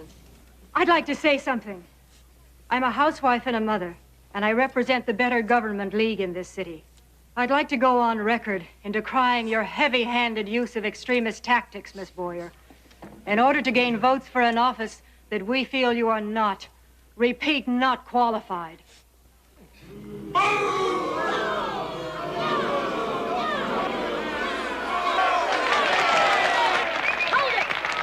it! Now, quiet. You listen to me. And you listen. Miss Boyer, my name's Amelia, same as you. And I'm a woman, same as you. And I'm a prostitute. Oh, you may not like what I do. I can't say I'm proud of it either. But I don't know no typing. And I ain't had much schooling. I don't punch a clock. And I don't gussy myself up for no office. But that don't give you the right to tell me where I can or can't live. I can live anywhere I want to. And nobody here can tell me I can't.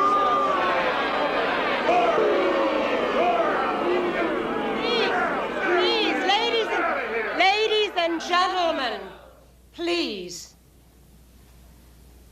Let us hear what this unfortunate, misguided lady has to say. Why don't you tell these folks the truth? Now, I have civil rights, ain't I? I can live anywhere I want to, right? You're right. You're absolutely right. Her kind can live anywhere they want to now. And that unfortunate situation will remain as long as Councilman Grant is in the office. But if I am elected... If you are elected, you know what? I'll sue you. I'll take you to court. I'll take you all the way to Washington, D.C. if I have to. I'll give you the fight of your life. Oh, I may not win, but it sure will be fun. Now, how about that, honey? Oh, I'm leaving. I'm going. Listen to me. Any man here who is without sin, let him catch the first stone. I know my right, and I'll have the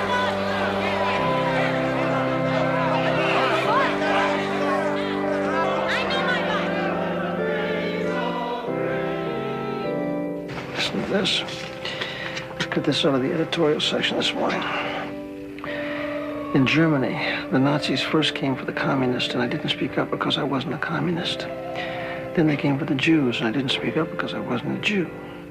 Then they came for the Catholics, and I didn't speak up because I was a Protestant. Then they came for me. And by that time, there was no one left to speak up for me.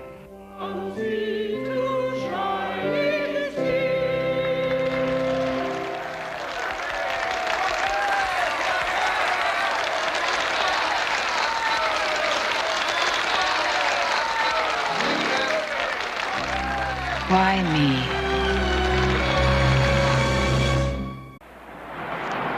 Morning. Ah, but soft.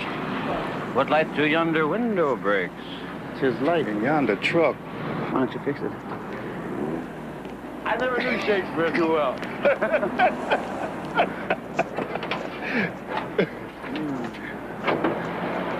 Oh, I may not win, but it sure will be fun. Now, how about that, honey? Oh, I'm leaving. I'm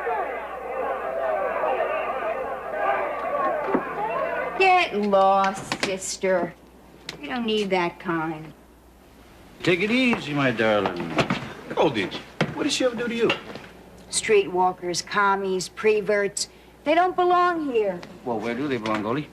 Anywhere away from good, upstanding citizens.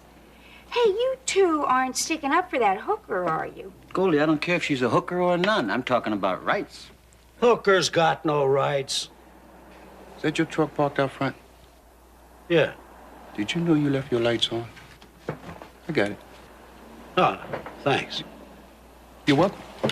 Now, like I was saying. Well, it doesn't matter what you were saying, my friend. Everybody's got civil rights. Sure, but that's what makes Amelia Boyer so terrific. She'll see if those kind don't have any anymore. For sure. But whatever happened to that good old American saying? Live and let live.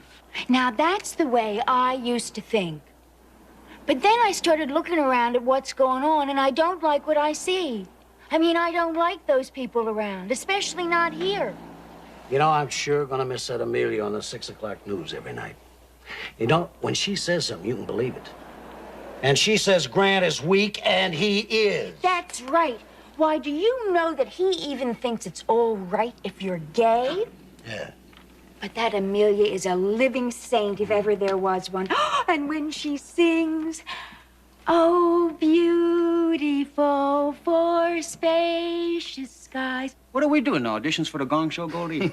Oh, boy, you guys really have some nerve, taking good taxpayers' money and then sitting around defending hookers and preverts and... Aren't you cops supposed to defend people like us? Boys charged that prostitutes should be legally barred from so-called decent neighborhoods. Well, I'm afraid I can't comment on Miss Boyer's speech.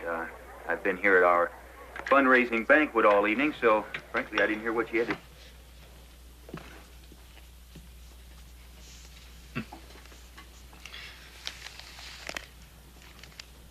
Protect our neighborhoods. Your all-American dream and a catchy slogan. Ron, how can you argue with that? Easy. You don't protect neighborhoods by taking away civil rights. Well, how are you going to stop it? Barbara, we just have to. These, Hitlers and McCarthys and fringe lunatics who destroy freedom by promising so-called decent folks that they're looking out for their best interests. We just can't let them do it.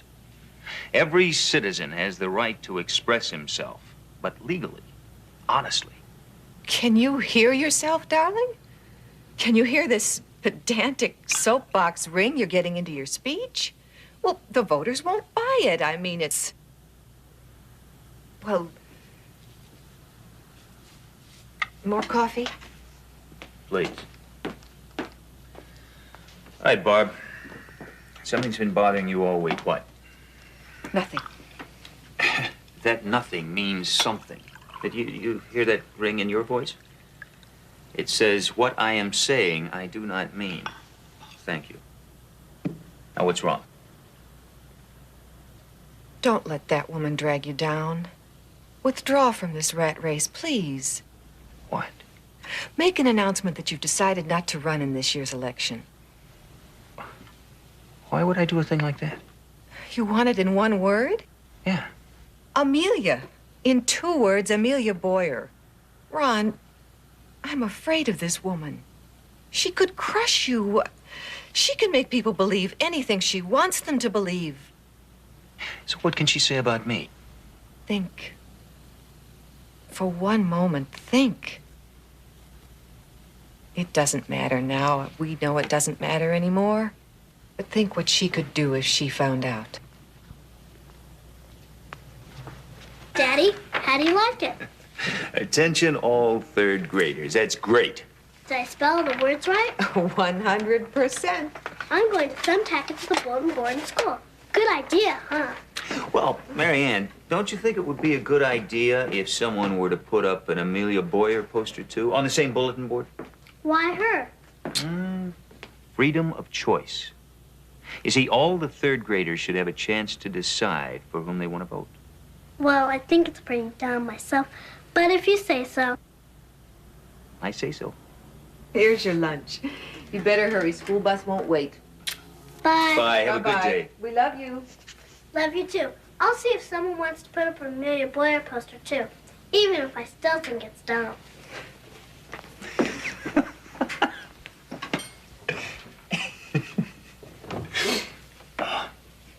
Ron,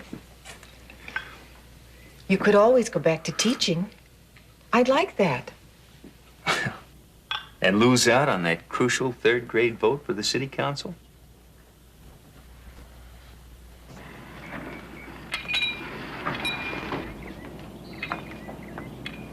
Good morning, Pepper. Over here.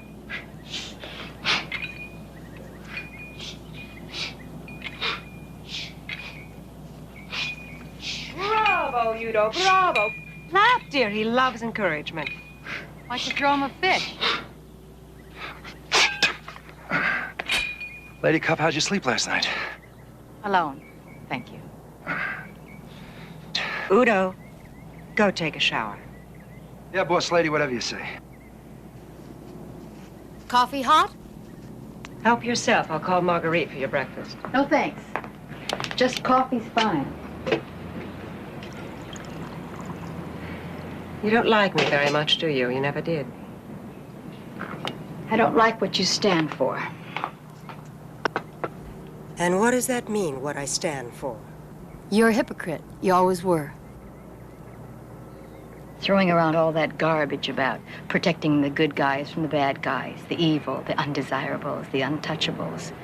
It's all as phony as you are, but there is one consolation.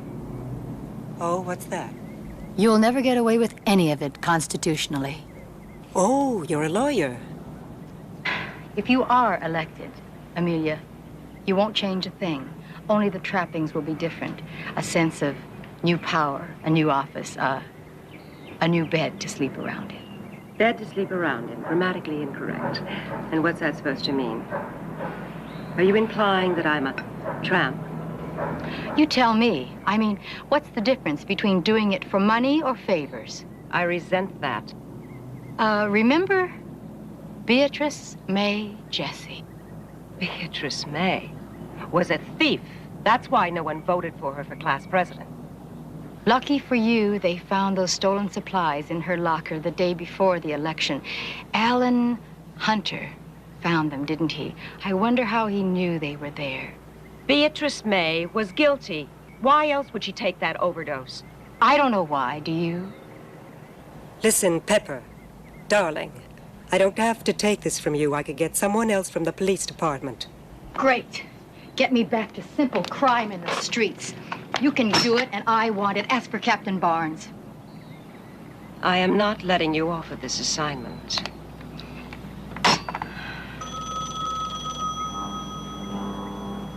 You have the phone. Answer it. Sergeant Anderson speaking. You tell that Amelia Boyer to cool it, or she'll get her lousy head shot off. Good, huh? The timing was perfect.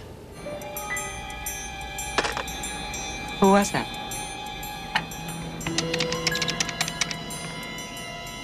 Sergeant Crowley, please. It's urgent. What's happening? I have a right to know. Crowley. Yeah, Pepper. What else did he say? Get her lousy head shot off. Better get Pete and Joe over here and, forget about springing me. Okay, you got it. I told you I needed protection. Someone is trying to kill me.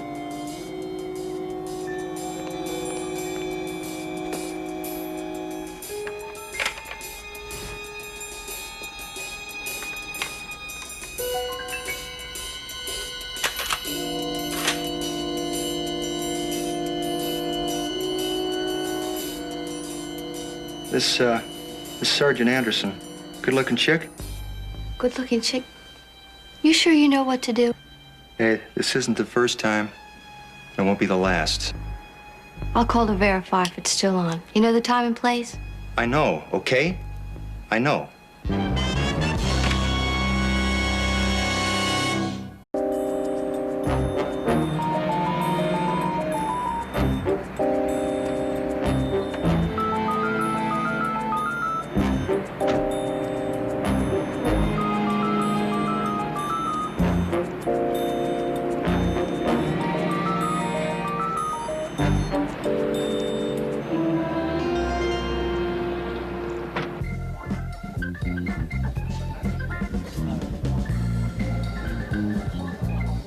Over here, Crowley.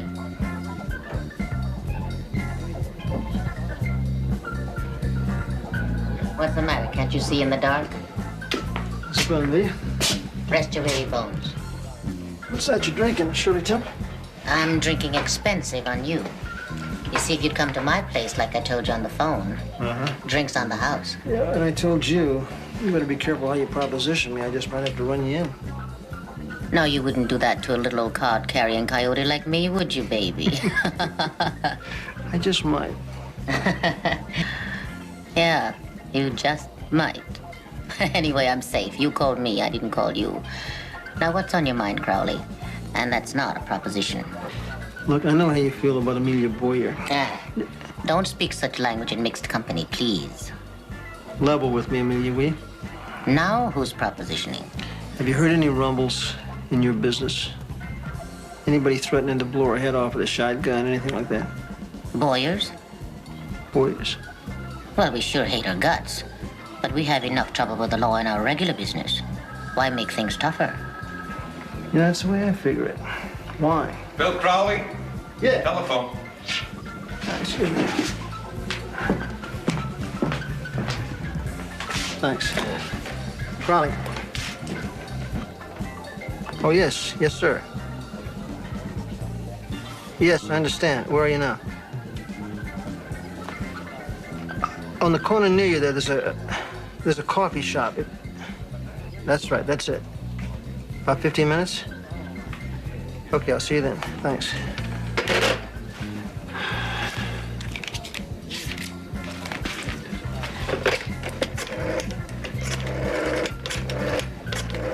Want a drink? Oh, thanks. Why don't you give the lady another one, will you? Think she needs it? Here's a bill already. You're kidding. Yeah. Pepper Anderson, please. Sergeant Crowley calling. Forget it. Like I figured. Yeah, Pep. How would you like to join me for a cup of coffee?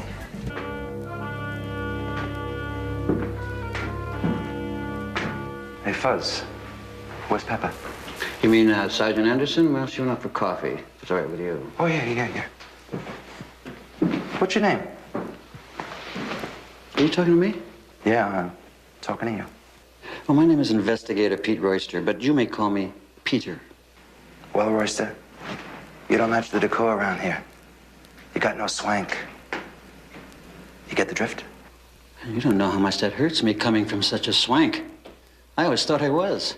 I went to swank schools. I ate nothing but swank food. As a matter of fact, I never talked to anybody who wasn't swank. I thought I was the epitome of swank. Goodness. Well, you're not swank. And they've been lying to you. Maybe you ought to do something about it. I think this is better. Yeah. I don't. What's the matter with it? Blue. Baby blue. Terrific audience impact. Nobody doesn't like blue. Is this better? No, not for today's rally. 5 church groups have requested blocks of seats, so boobs are out. Look, if it'll make you happier, I promise to lower the neckline for the American Legion next week. Plunging in glorious red, white, and blue, okay? There you go. When's Jim supposed to be back? He was meeting the contact at 10, so any minute now. Didn't that investigator give us a hint of what he'd found? Nope. He just phoned Jim, and he said to me he'd meet him in the park with the information for Jim to bring $1,000 in small bills. If blue is your color. I don't know. Where's Pepper? She has style. You don't trust me? Don't be a goon. Of course I trust you. It's fine. It's fine. I'm just furious at that pig-headed blonde running off without telling me where she was going. Listen, maybe we should lose Sergeant Anderson. I mean, for some reason or other, she seems to upset you.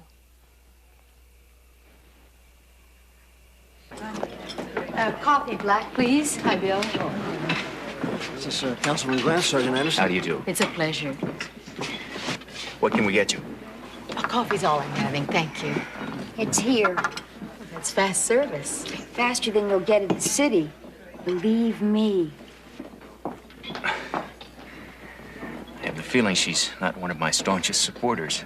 I have a feeling you're right. Well, first of all, thank you for meeting me here instead of police headquarters. I'd rather not talk to reporters just yet. What's happened? Somebody broke into his office. Took some documents from his files that could be damaging to his campaign if they were made public, right? That's right. What's in them? I'd rather not say, unless you tell me I have to. Believe me, nothing of a criminal nature. No records of bribes or illegal contributions, nothing like that. I was hoping you could investigate without any publicity. Is that possible? That's why I wanted Sergeant Anderson here. Since she's working at Boyer's, maybe she'll come up with something. Are you sure the contents could be used against you in the campaign? Well, an unscrupulous opponent might be tempted, but I honestly don't know about Amelia Boyer.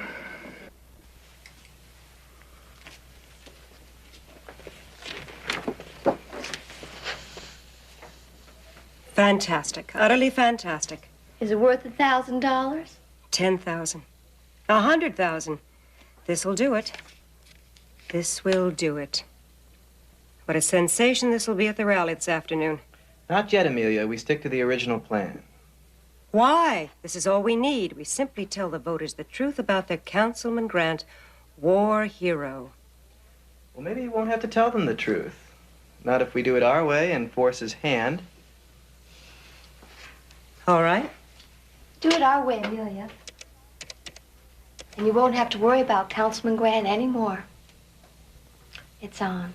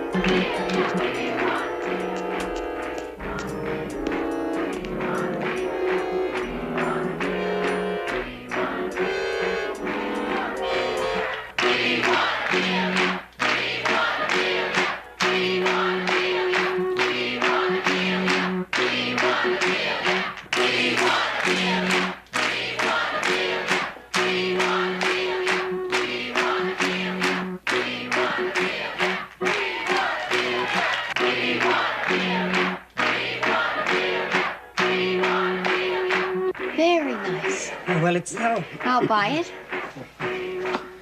Love the color. See, I told you. It needs this. Oh, the miracle of a sweet opening bud. Go, Sally. Listen to that, Pepper. Don't you want to go out there with your pom-poms and lead the cheer?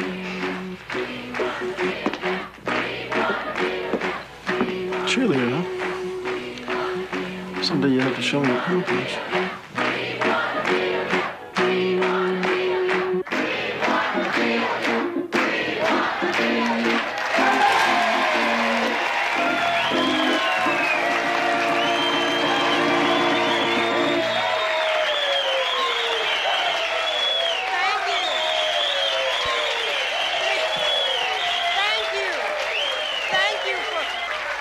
Thank you for your love. Thank you for your confidence. And thank you for wanting to help me rid this city of the sin and of the corruption.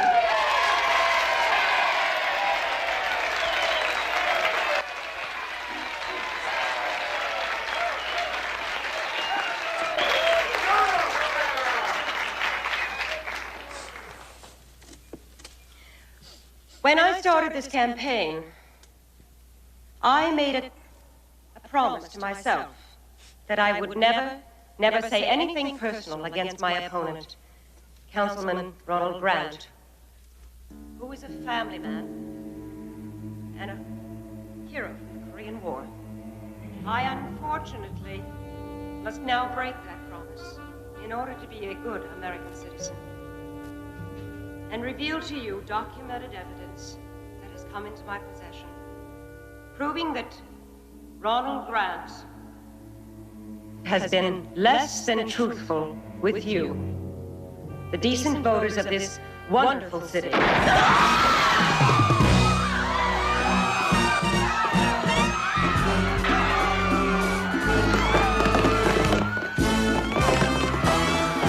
Just relax now. You're all right. You're all right. I'm lucky you missed me. Lucky for you, he's a lousy shot.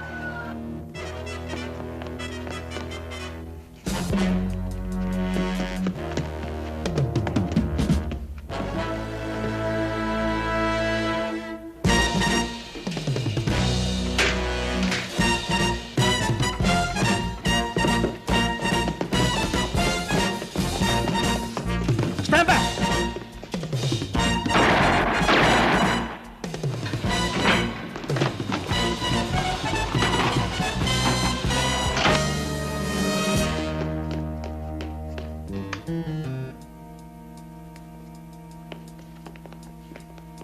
Over here.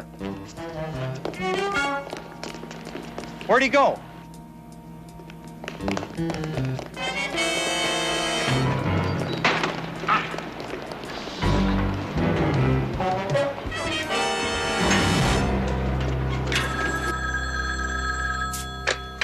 Hello. Councilman Grant? Yes. My name is Jim Brennan. I work for Amelia Boyer. Oh, yeah. Somebody just tried to assassinate her. What? I think we ought to talk.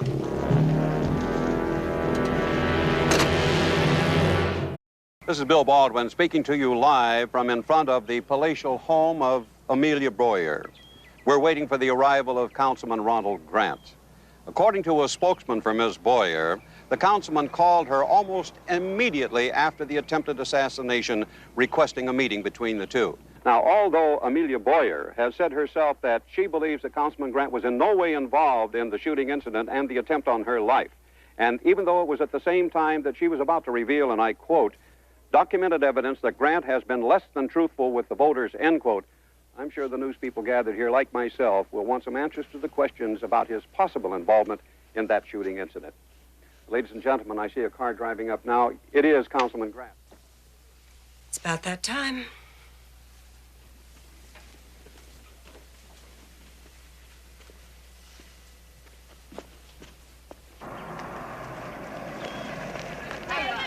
Councilman Grant, Councilman, we know you called a meeting. Now, what's the meeting here? Councilman, come on, give us a break here. We need the news. You're on television, Councilman.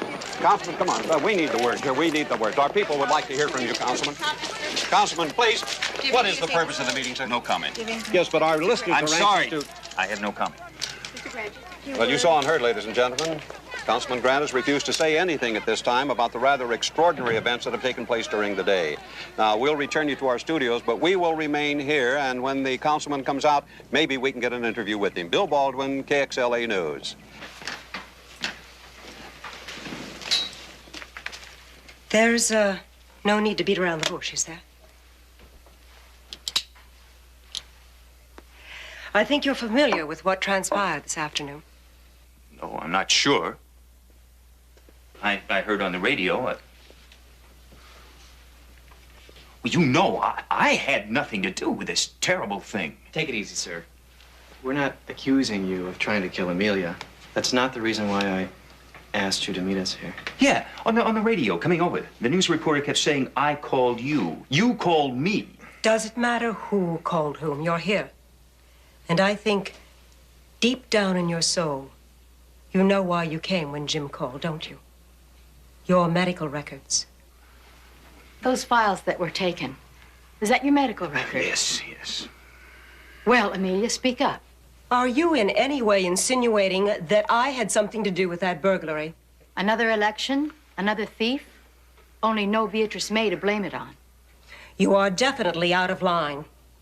Can I help it if someone happens to send me copies of perhaps stolen medical records?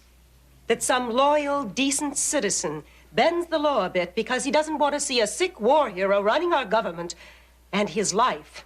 I am not sick. Now, I've never used my war record in any of my campaigns. Never. For good reason, I think, don't you? Especially since it might bring up that period of your life right after the war.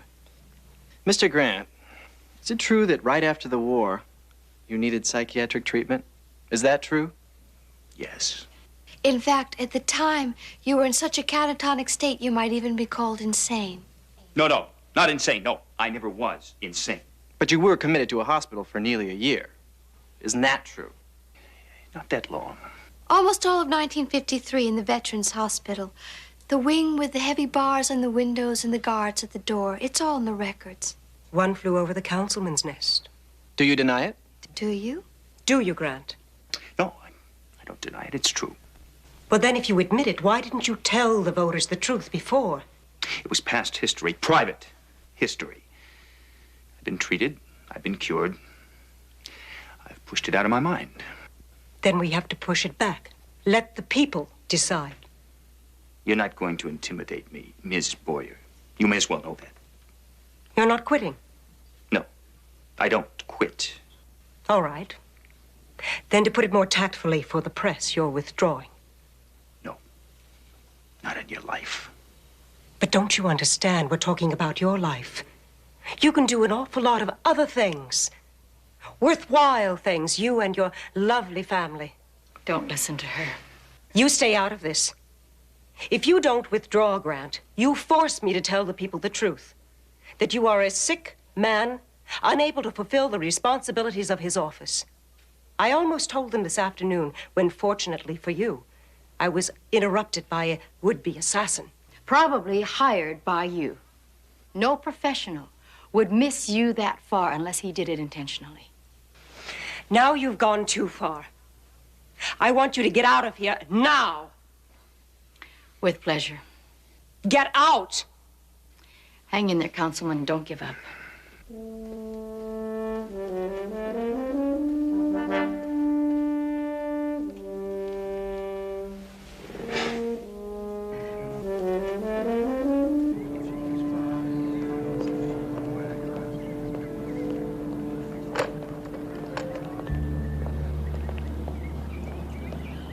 So you got canned, yeah? Yeah, she threw me out. It'd be funny if it weren't so terrifying. You realize she could be elected. Probably will be. Oh. Here he comes. What happened in there? My brother, what was the talk about inside? Now, we need an interview from you. Councilman, come on now, please. Excuse Say me. something to us. No comment. Councilman, come on. Excuse. What's the meaning for the meeting in there? Come on, Councilman, please. Say something to us. Will you please give us a little help here? We need the news. Here, Brian. Come on. 12Y51, code 1. 12Y51, go ahead. 12Y51. Boy 51, on your driver's license search, we've got a hit. Phone your office for the information. That's a Roger. Here comes that Brennan lady.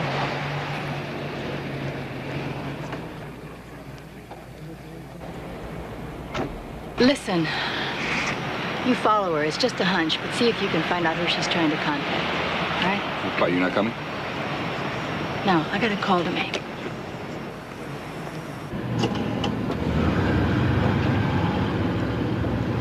Alan? It's Pepper Anderson. Yeah, Pepper. Would I kid you? Of course it is. How are you? No, it's been a long time, but not that long. Listen, could I see you, right away? You haven't changed a bit. No, it's very important. Something's come up. Yeah, I know the place. 10, 15 minutes? I'll be wearing a carnation. Now, in my ear. Okay, thanks a lot. I'll see you there. Bye.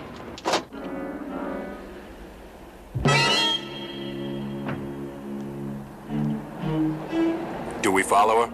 Well, Pepper said we should check on her contact. She's coming now.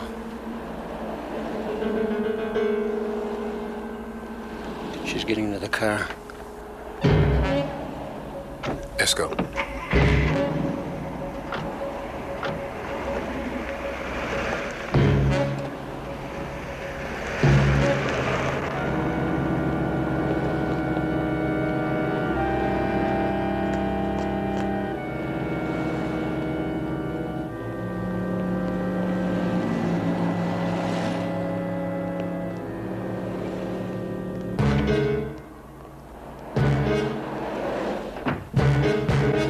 Police, wanna?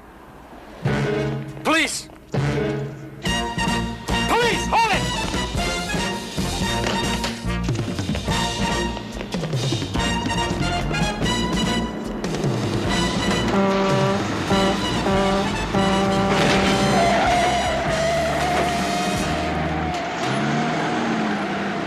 So the would-be assassin is dead? Killed by a truck. Without him to testify, it'll be tougher, but I still think we'll be able to prove that your would-be assassin was actually hired by you. I hired an assassin to kill me? To miss you. We dug that slug out of the auditorium stage a good 5 feet away from where you were standing. You've been listening to Anderson and her wild accusation that I hired my own assassin. This was in the dead man's pocket. Inside were $5,000. Now, we've been very careful about the way we handle this thing because of the fingerprints. They could be yours. Mine? 2 police officers saw you leave the dead man's motel room just a few minutes before he was killed. Sergeant Crowley, I have no idea what this is about. In fact, I may call your chief and complain about this outrage, especially Pepper's behavior. You want me to dial it for you? I told you to get out and stay out. I realized that you could carry this I am innocent routine right through your campaign and get yourself elected. And your terribly, terribly bright twosome here would go along with it. So I brought some insurance. Alan. You remember Alan Hunter, captain of the basketball team? Hello, Amy. What are you doing here? Pepper called me. I told her the truth. It was a relief after all these years of feeling guilty. What are you talking about? My planting those supplies in Beatrice May's locker. At the time, when you asked me to do it, I thought it was a joke. I didn't know she'd commit suicide over it. Why would I ask you to do a stupid thing like that? Because you wanted to win a high school election. We've got to make sure you never do anything like that again. Are you threatening me? In your own way, you killed Beatrice May Jesse. That's a lie. And right now, you're trying to make Ronald Grant commit political suicide. He's already committed political suicide. Don't you understand? He's weak. Look at his record. He's ineffective. I'm strong, efficient. You have to give me credit for that. And I can clear the streets of the scum. I can cure some of society's worst evils. Amelia, Your kind of cure is worse than the disease. It is with deep sorrow and after much soul-searching that I have decided to withdraw from the city council race. Oh, don't quit, Amelia. One reason is you can't live through an attempted assassination and feel the same. But let me tell you, I will run again. And then I will do everything in my power to make our city a city to be proud of. So, keep your faith. We shall protect our neighborhoods. Thank you. Right. We'll do it, Amelia. That's called snatching defeat from the jaws of victory. You think she'll run again? Her kind has more lives than a cat, and they always seem to land on their feet. Well, why don't you drink up? Come on over and help me protect my neighborhood.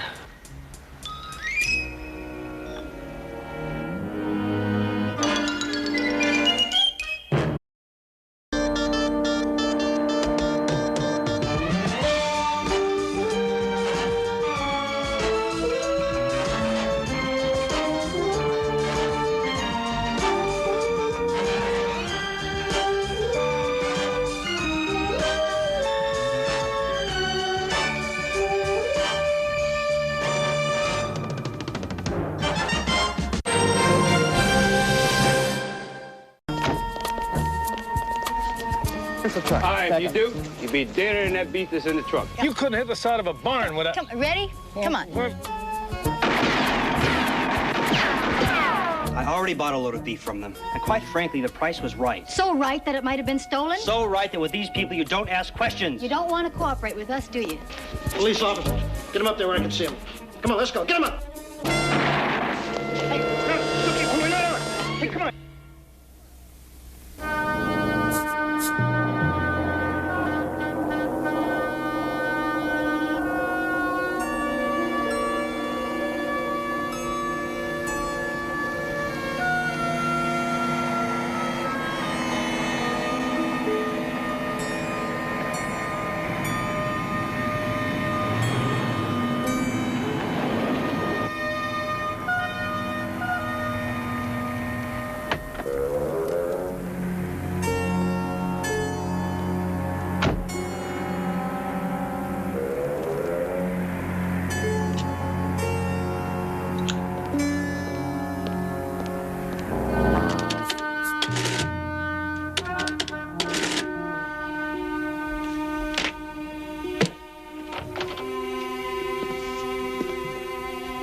Good evening, Mr. Markham.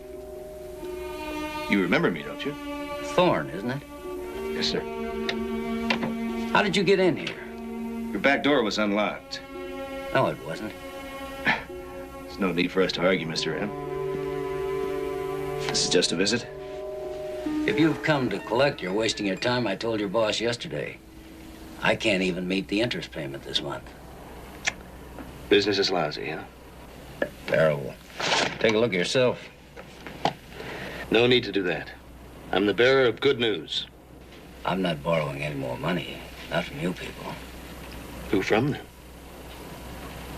Let me ask you a question. What's your most expensive item after help? Beef. Figure 2,000, 3,000 pounds of beef per month, right? That's close enough. Why? Well, I told you I had good news. We can arrange for you to buy all the beef you want. At $1 a pound. Come on, man, that's impossible. Nothing's impossible. Think about it, Mr. Markham. Where's this beef coming from? From my people. Where else? We have many interests, Mr. M. You know that. Well, it's a proposition worth considering. I've got to admit that. Good. You figure out how much beef you can use, and you give me a call. Figure 3 or 4 days for delivery. Right, Mr. M? Nice talking to you, Mr. M.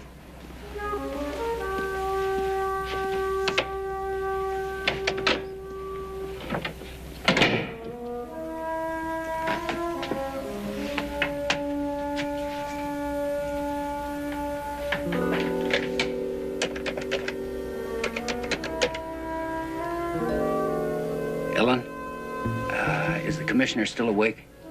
This is Al Markham. Thank you.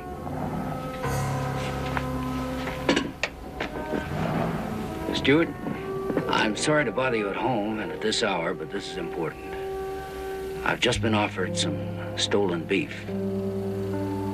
Yes, I'm sure. Yes, certainly it can wait until you get to your office. I'll see you then.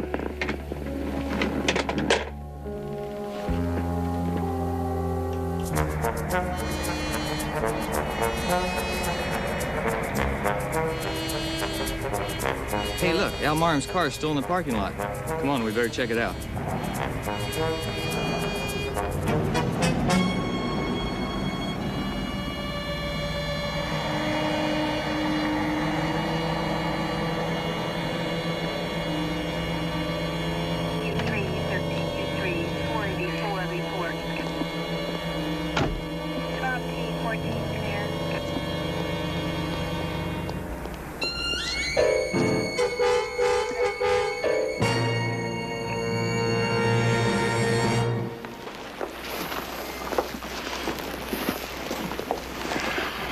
Come on, Pepper, you've been in there before. Too many times. But Al Markham, one of the nicest people anybody could ever meet. Yes, he was. Decent, honest. Well, as far as we know, he was honest, yeah. Pepper, that was an execution in there. That was no hit and run. That was no accident.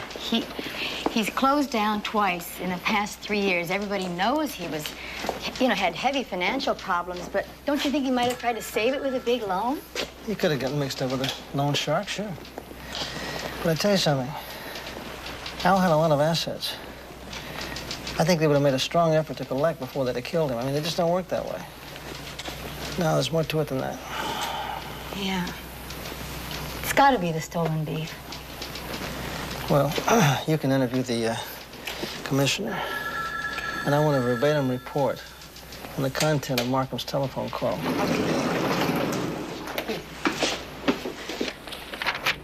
A couple of bank loans he was making payments on. A lot of red ink. I tell you, if he was in debt to anybody else, he sure didn't write it down anyplace. What about you, Pete? Did you find anything in last year's stuff? Well, I don't need to be an accountant to figure this one out. What comes in here goes out here. Well, this is interesting. Your phone's not working. Hi, Phyllis. Hi. Ray? How are you? Okay, I guess. I'm sorry about Al. He was a good man. The best. Took me right out of college and gave me my first break. How's his wife doing? She's in pretty bad shape. Can't quite believe it. But she was not involved in the business, Bill. I've already told Pepper that if Al had any mob connections, I didn't know about them. I've been going through those books, Ray. Business wasn't good. Don't I know? Had to lay people off, close a few of the restaurants for lunch, things like that. But we've had bad times before. It's always come through. Who's going to be in charge, yeah? Mrs. Markham asked me to take over. For the time being, at least. I'll do the best I can. Look, if there's nothing else, I've got quite a lot to do. Funeral arrangements and telephoning relatives. Sure, go ahead. Listen, if we got any questions, we'll get in touch. We'll phone you. I want you to.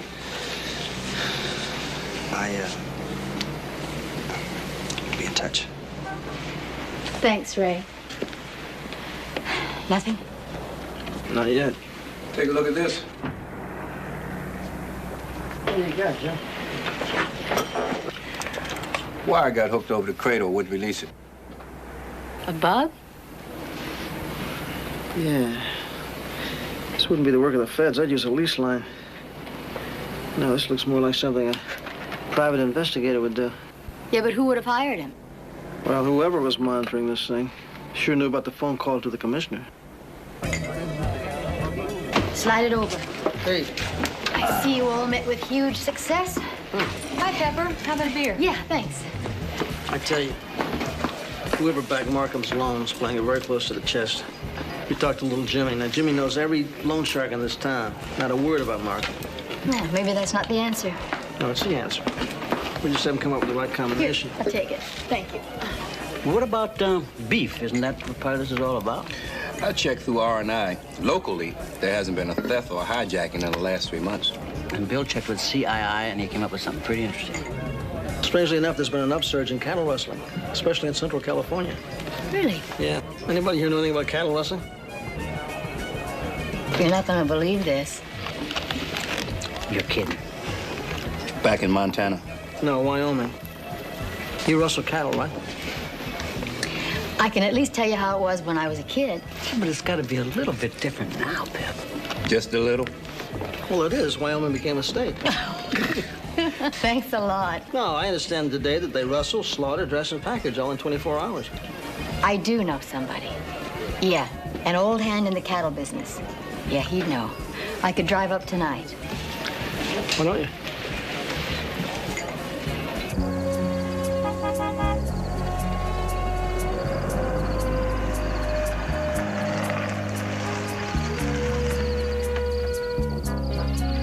Hey, Pepper, honey! How are you, baby? How are you? Oh, great, just great. It's so good to see you, so good. Ooh. Look at her, isn't she beautiful? They tell you that down at Wicked City? Only the wicked ones like you. I'll bet. How's Aunt Helen? I sensed on the phone she wasn't too good.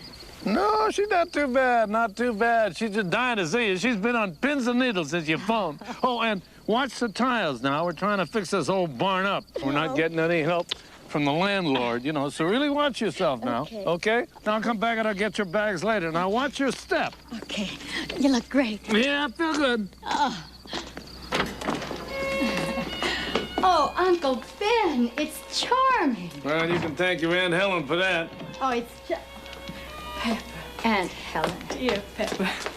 Oh, it's so sweet of you to come. Oh, you look wonderful, beautiful. Now, you two have a nice visit. I'll go get your bag. Now, you stop that nonsense about me looking so wonderful. I look awful, and you know it. But I feel better than I look, thank goodness. And that's something. You know, I don't believe what I smell. You better believe. Where is it? In the kitchen, cooling on the cupboard. Oh, Helen. The bluest and the juiciest. I remember a little girl once in Wyoming who used to eat blueberry pies till she got the worst tummy ache imaginable. They were worth it. Oh, Helen.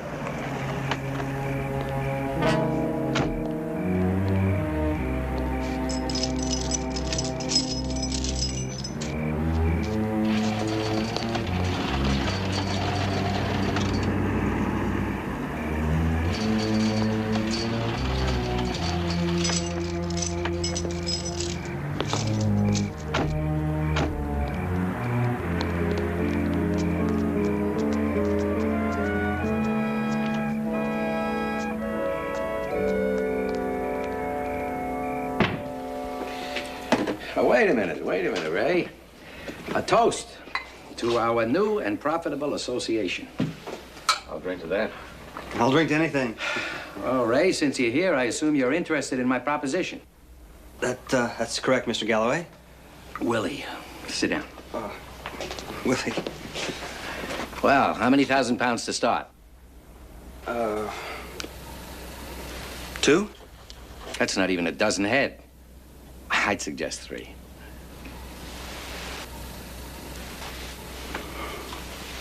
Okay. £3,000.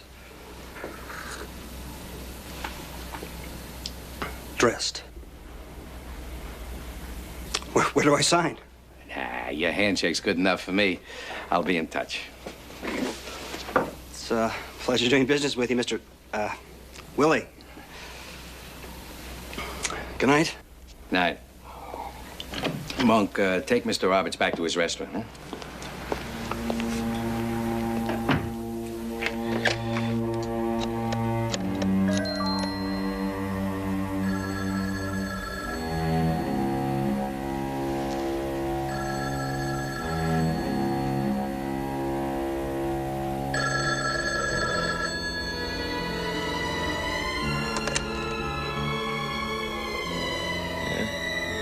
Oh, yeah, Galloway. Yeah, 17, 18 head. Yeah, you got it. Yeah.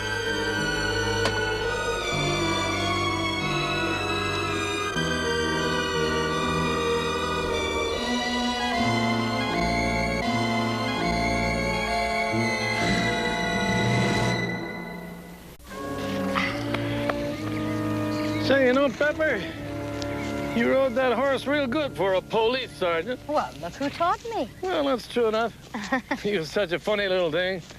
All the skin and bones and eyes. And stubborn. Determination, Yeah. Uncle Ben. Well, I guess that's the word for it out of the book. You'd fall off 5 or 6 times, climb right back on again. Tears streaming down your eye and cussing. Never heard a little girl with words like that. Wonder where you learned them. Well, I could tell you that, too, if you really want to know. Well, I'm sorry. Yes. Yeah. You know. But, you know, it was real fun today, just riding for the hell of it. Haven't done that in a long time.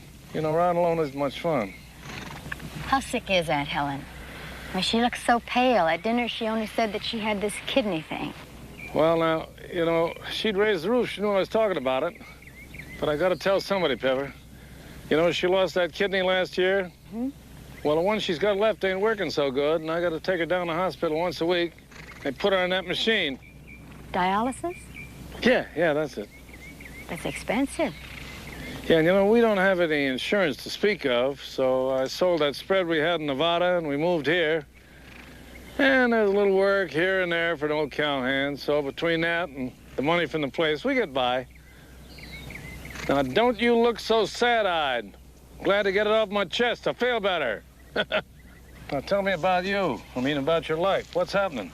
Well, I'm still single, if that's what you're wondering. That's what I mean. Now, look, I promised you a little shooting, right? Yeah. You're gonna have a little shooting. I mean, after that boasting you were doing last night about being in the top 20 of the police department. That wasn't boasting. It's just a fact. Oh, I see. Well, what'll it be? Cans or bottles? Bottles. Hey, what do you call that? You didn't learn that from me. You couldn't hit the side of a barn without... Come, ready? Well, Come on. Well,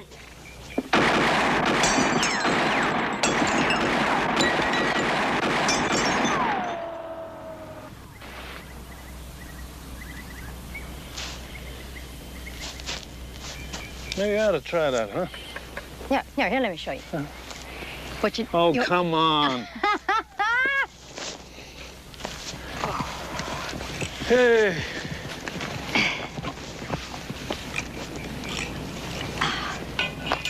That was great.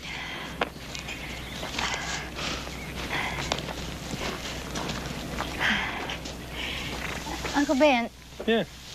With Helen feeling like she was, I didn't want to sit around talking about rustling at dinner, but I need your help, mainly your expertise. Well, sure, Pepper, but why? Well, I'm working on a case right now, and our only lead is stolen beef. Now, the crime reports indicate that it's probably cattle rustling. How would a person go about moving stolen cattle these days and not get caught? Well, now, it seems to me a fella'd find a real big spread, you know, someplace where they run 20, 25,000 head. That way, a couple of dozen wouldn't be missed right away. Mm-hmm. Well, then where would you go with them? You can't drive a bunch of cattle down the middle of the highway, broad daylight, or at night for that matter. No. Well, I heard tell a couple of different ways. One way is you put a couple of head in a padded van and you drive it to a secret slaughterhouse. You dress the meat out. You get rid of the hides right away because of the brands. Then you transfer the meat to a refrigerator truck. That's about it. Sure. Of course. It's very simple. The meat goes to a packing house in some city. I reckon. What do you do then? You sell it to whoever uses a lot of beef, like a chain of restaurants, for instance, or a lot of markets. Is that it? Of course, that'd be kind of a hard operation to track down with all those meat packing houses you got down in your city. It's a starting point, though. Yeah. Well, it's getting on to about 3. Better put those horses away and get up to the house. I gotta take Helen down to the hospital this afternoon. Yeah, I'd best be getting to. You'll be coming back real soon now, you hear? First chance I get, really. I sure love to see you. And I want to meet this Crowley you keep talking about. You'll like him.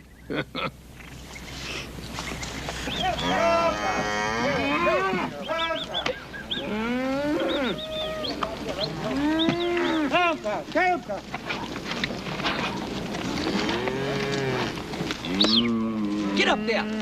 Hey!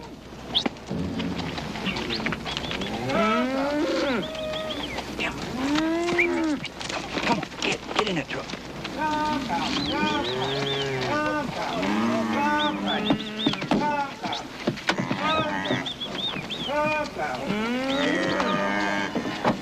Hey, come on, Roger. Hey, cattle. Hey, cattle. Let's go. Here.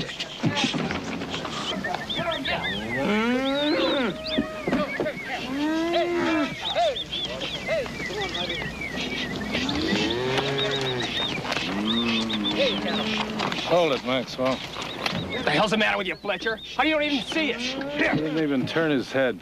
Listen, I know my job, and I'm gonna do it. You don't have a job. Not with me. Not ever. Here's your money. Get lost.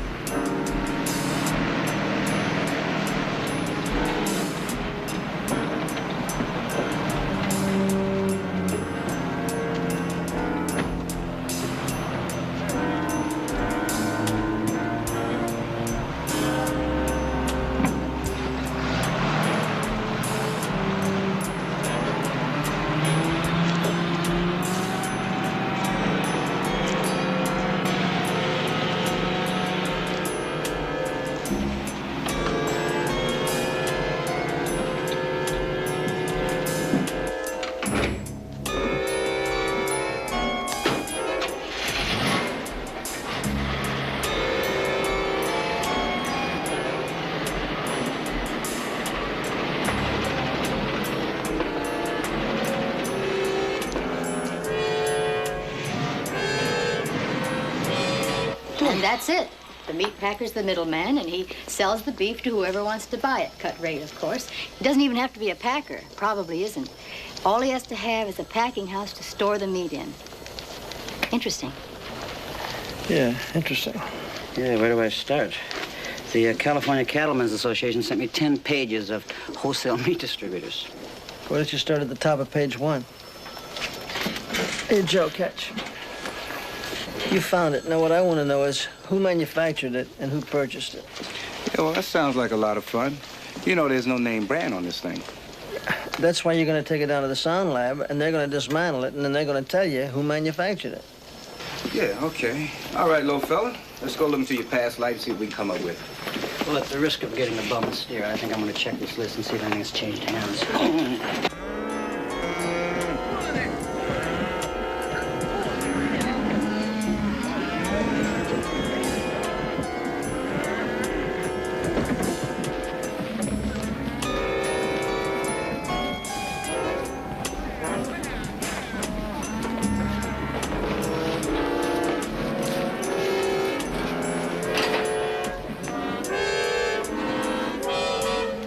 Uncle Ben said that rustlers would probably hit the large ranches where a few missing head of cattle wouldn't be noticed, but I don't know. What are you talking about?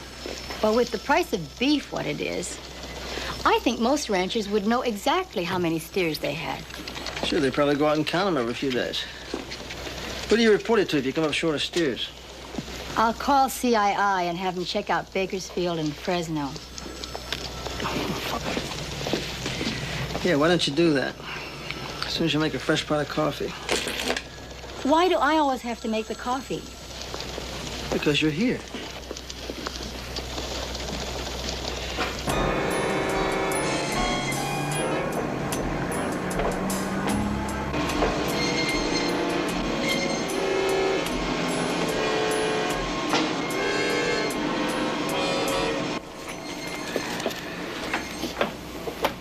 Thank you, Willie. It's a pleasure, Ben. You and your men do nice work.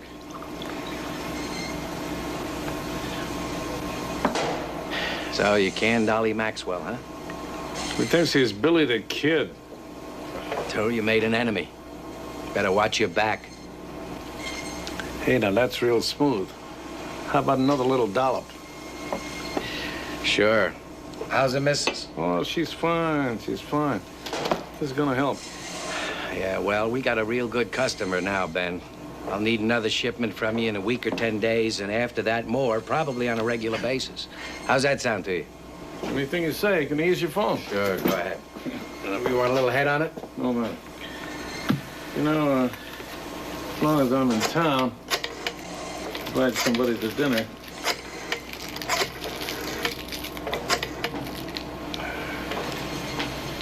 Yeah, hello. I'd like to speak to Pepper Anderson, please. That's all right. I'll wait. Hey, how much longer is this going to take? It's going to take a while. Look, 3,000 pounds is a lot of meat.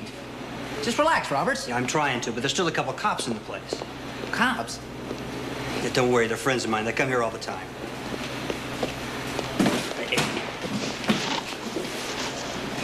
Well, you can say what you want about Elephant having the best memory, but don't compare with a bronc. Hard-nosed, he was called, and rightly so. He knew me, that's a fact, and he hated me, woo! First time I was up, I rode him right to a stop. Nobody'd ever done that before. I think I hurt his pride. So ever after that, no matter what the rodeo was, Madison Square Garden, Pendulum, when I'd go walking by the stalls, he'd start hollering bloody murder. He was cursing at me, that's a fact, and threatening. And I was hoping to draw him again, you know, for another bronc busting contest. Year after year, it just never worked. Never worked. Folks, a little more coffee or some brandy? Oh, no, thanks. Oh, say, I'm sorry, Ray. I got talking here and didn't realize how late it was. Don't worry about it, Ben. You folks just stay and talk as long as you like. I got some paperwork to catch up on in the back, so if you need anything, just yell. Thanks, Ray. I'll just leave these here. Sorry. You know, hey, guys, you know, it's 2 o'clock.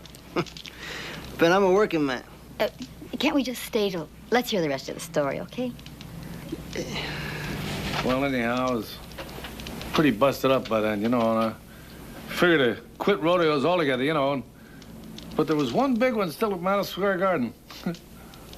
You know, I got second in calf roping. I wasn't even expecting that. So I was walking out, going by the stalls, and I hear this big scream. That's right. It was old Hard-Nose. Of course, he was pretty old by then. Must have been about 15, you know. Just a workhorse, wasn't buck horse anymore. Kind of broken up just like your old Uncle Ben. So, anyway, I got up on him. And I'm sitting there in his old sway back. He could hardly move, let alone buck. But he tried. You know what I done? You know what I done? I fell right off him. Well, you never saw a happier horse in all your life. He just laughed. He laughed. Yeah. So I bought him.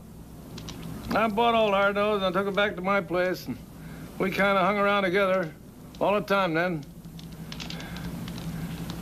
Till he died.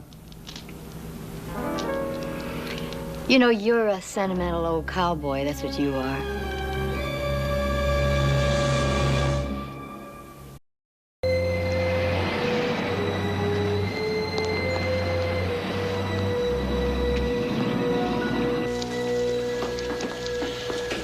We got lucky. The bug was purchased 3 or 4 years ago by a company that was obviously a front. Pacific West Security Systems.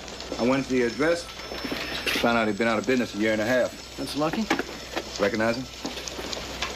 He looks familiar. Refresh my memory. Refresh his memory, Pete. Well, you should remember him. You busted him yourself about 5 years ago.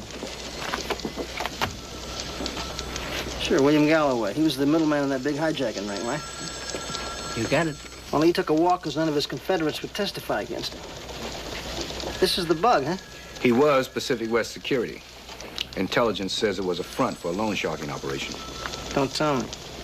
Pacific West Security is now Pacific West Meatpackers. You got it. This is harassment, Crowley, and you know it. I'm sorry you feel that way, Galloway. I'm sure you are. I told you before I don't know anything about how Al Markham died. I'm easy to convince. All you got to do is just give me permission to come in and have a look around. Get out of here. Go on, get out. You want to look around, get a search warrant. You know something, friend? I'm gonna get you one day. I mean, one day you're gonna make a little mistake, and I'm gonna be right there. That's threatening and intimidating, Lieutenant. There are laws against that, you know? Yeah, well, when you get the State Bar Association to reinstate you, then I'll let you tell me about it. In the meantime, it's Sergeant. Still? After all these years on the force. How about that? Can you imagine those turkeys coming in here without a search warrant? Well, Willie, maybe you better get out of the meat business for a while. What do you think? Are you crazy? I never saw so much money in an operation. Don't worry. Don't worry. I think we're smart enough to stay ahead of Crowley and the rest of those stumblebums. Yeah, where we have trouble, though, is Ollie Maxwell. What do you mean? Well, he went into business on his own. Between he and Ben Fletcher working both sides of the street. It's bound to bring heat. Just suppose we get the two of them together one more time. And? May the better man emerge victorious. I think that's the expression.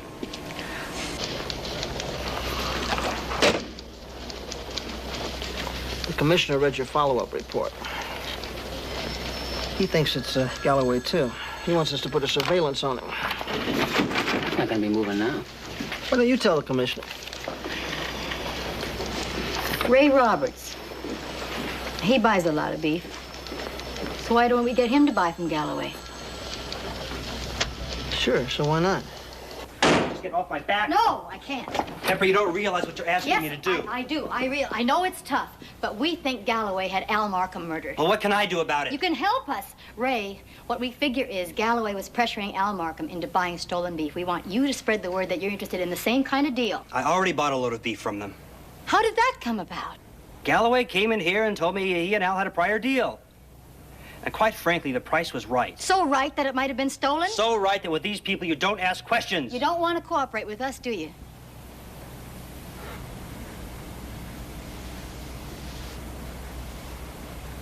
You really think Galloway had Al killed? I think we'd like to find out. You'll have to do it without my help, Pepper. I've got a wife and a baby. I'm sorry. Yeah, hello. Hello, Ben. It's me, Willie. We got trouble. What kind? Your old friend, Ollie Maxwell. He rustled a truckload of beef. Yeah, that figures. So what? So what? So what? It was 50 head. Besides, he's an amateur. He'll get caught. He'll turn over on us in a flat minute. You want to spend 10 years in jail for cattle rustling? Hey, you know, I just might have a notion. Yeah? About what? Well, I know where Maxwell's going first. Might be I could discourage him.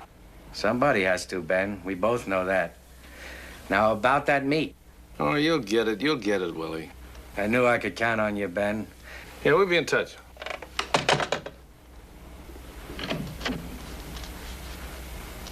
Well, young lady. I know. I'm supposed to be sleeping. Ah, doctors. Can't get enough rest in your condition, Miss Fletcher. Now, you gotta understand that. There's only one trouble with all that rest. You know, Ben? What's that?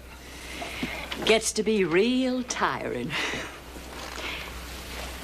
And I don't get to see enough of you as I do when my eyes are not shut. So I miss you that much more. Now, darling, I see as much as I can. Don't I know that? There's no husband better than you, Ben Fletcher. Hey, I wasn't fishing for any compliments. Happens to be the truth. It also happens that I'm the luckiest woman I've ever known. And don't tell me you don't like a sweet word in your ear. Hey, I'd like another one of those. Okay. Okay. For now.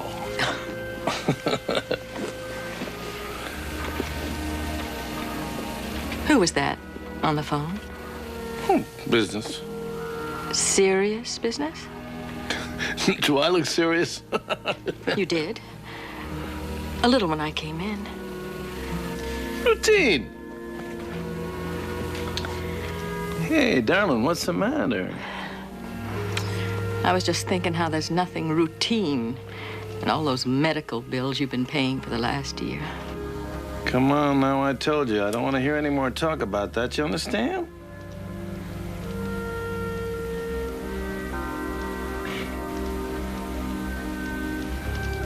Dear Pepper, these must have cost her a fortune. Still the same beautiful, good girl, hmm? I don't know when I've had a better time in years. All those stories about her cases, 3 men she works with. And she said something about you. Something I thought that I was the only one who saw in you. I'm getting better looking every year. It was a lot deeper than that, Ben.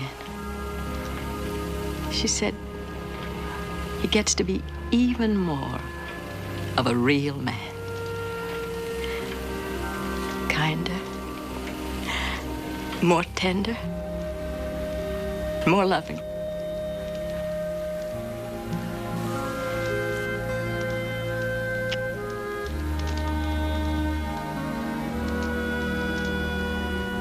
Hey, it's getting about that time.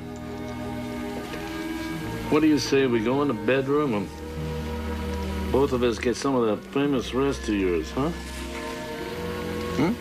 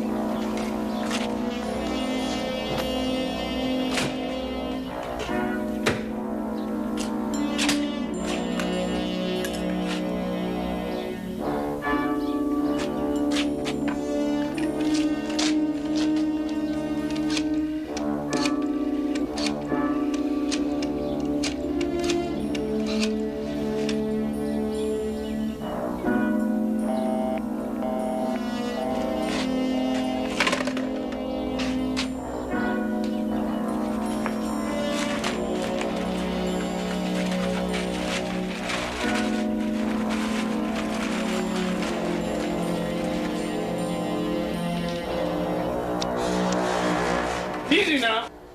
You know you're gonna get us all busted. I was just looking in that truck of yours. There ain't a rancher in the whole state ain't gonna miss 50 head. Don't jump to conclusions, Fletcher. I got that from 5 different spreads. All right, 50 head in the same county.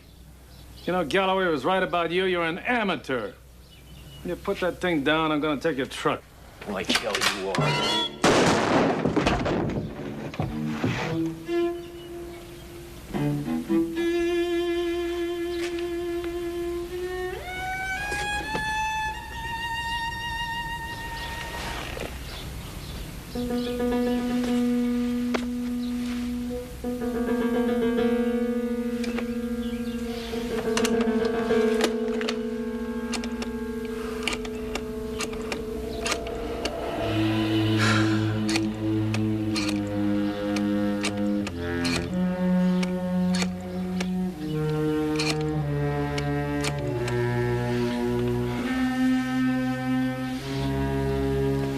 Hello, Helen. Yeah, it's me. Yeah, I wish I were. No, I gotta go south instead, yeah. Well, there's been some big changes. Well, I don't want to talk business with you. I mean, that's just a bore, you know. Hey, how do you feel? Good, real good. No, maybe I'm catching a little cold, you know, my throat's a little sore. But, you know, I'm fine, I'm all right. Yeah. Well, I guess I better be getting along now. Say, Helen, something I want to say first.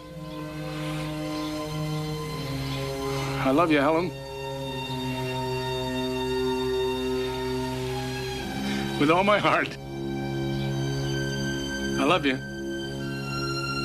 Sure. I'll say it word for word when I get home. Now, did you ever know when I didn't keep a promise?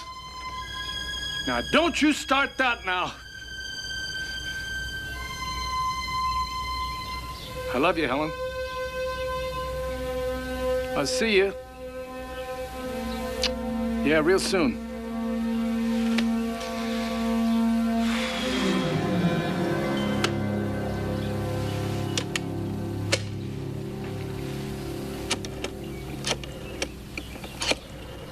Right, okay, we'll have the suspect in custody for you. Call you later. That was Gaynor from the Fresno Sheriff's Office. Well, they found the body. A guy named Dolly Maxwell, general cowhand in that area for years. So, what's next? I think this whole thing's gonna come together in the next couple hours. Does Pepper know? No. And I don't want to be the one to tell her.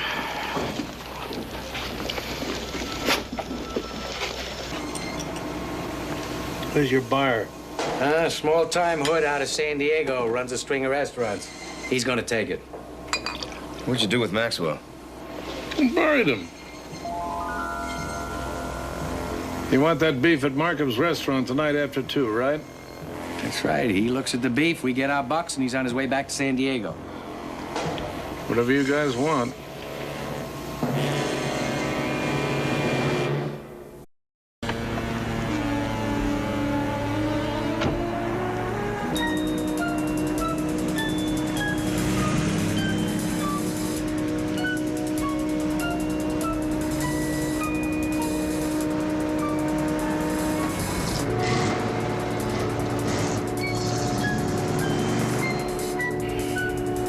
Y52 to 12Y90. Ben just arrived with the meat truck. Looks like things are just about ready to go down. Roger, 90. Pepper and I are en route. Let's go. Fresno said he was killed with a .45 caliber revolver. That's right. They got an investigator who'll be down tomorrow to take him into custody. Yeah. If we were going any other place in the world.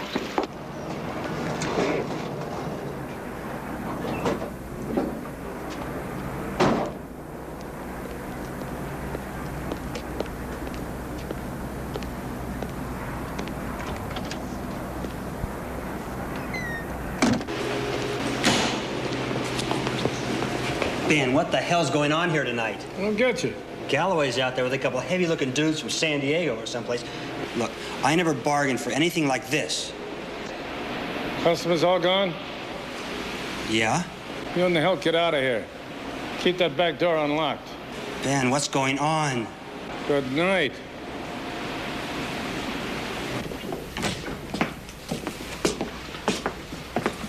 Park that back. Oh, Duran, this is Ben Fletcher, our supplier.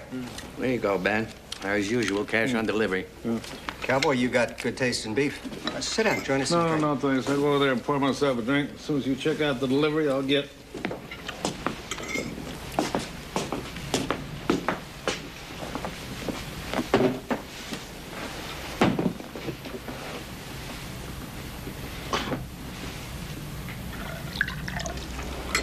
You ready to show? Yeah, at his pleasure. Go have a look-see. It's out back. Be quick now. We don't want to sitting around.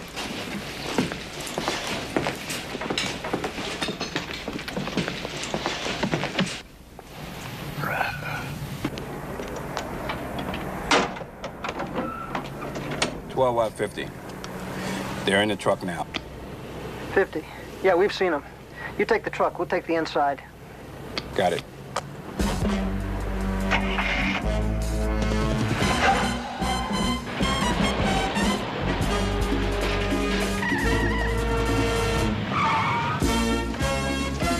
Hold it right there, please. Put your hands up. Put them up. Put against the truck. All right, if you do, you'd be deader than that beef that's in the truck. Get on down. Come on.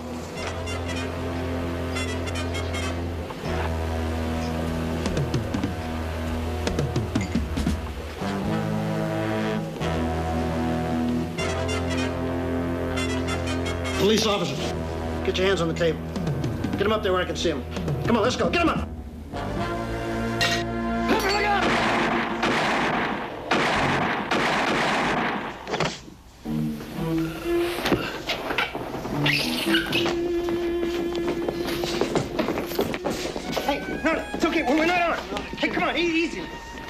We haven't got... Ben! Ben! Hey. Hey, Pepper. I'm sorry. I let you down. No, you didn't. We wouldn't have been here if you hadn't called the police. What happened with Maxwell? Yeah. Oh, it was him and me. Oh. Come on, Ben. Ben, come on. Come on. It took a lot of courage to do that. Calling an ambulance. Hang in there, Ben. Ambulance. I ain't gonna need one of those. Now, Pepper, you listen to me. When I was a little kid, it was the worst thing in the world a man could do to steal somebody else's cattle. But when my wife, when my home, when she was sick, and I didn't have any money, I got desperate. Had to do something. You did what you had to do. Yeah, but stealing somebody else's cattle. Don't you let her find out about that. Don't you let her. Those insurance papers. She won't. That's all she's got. She won't.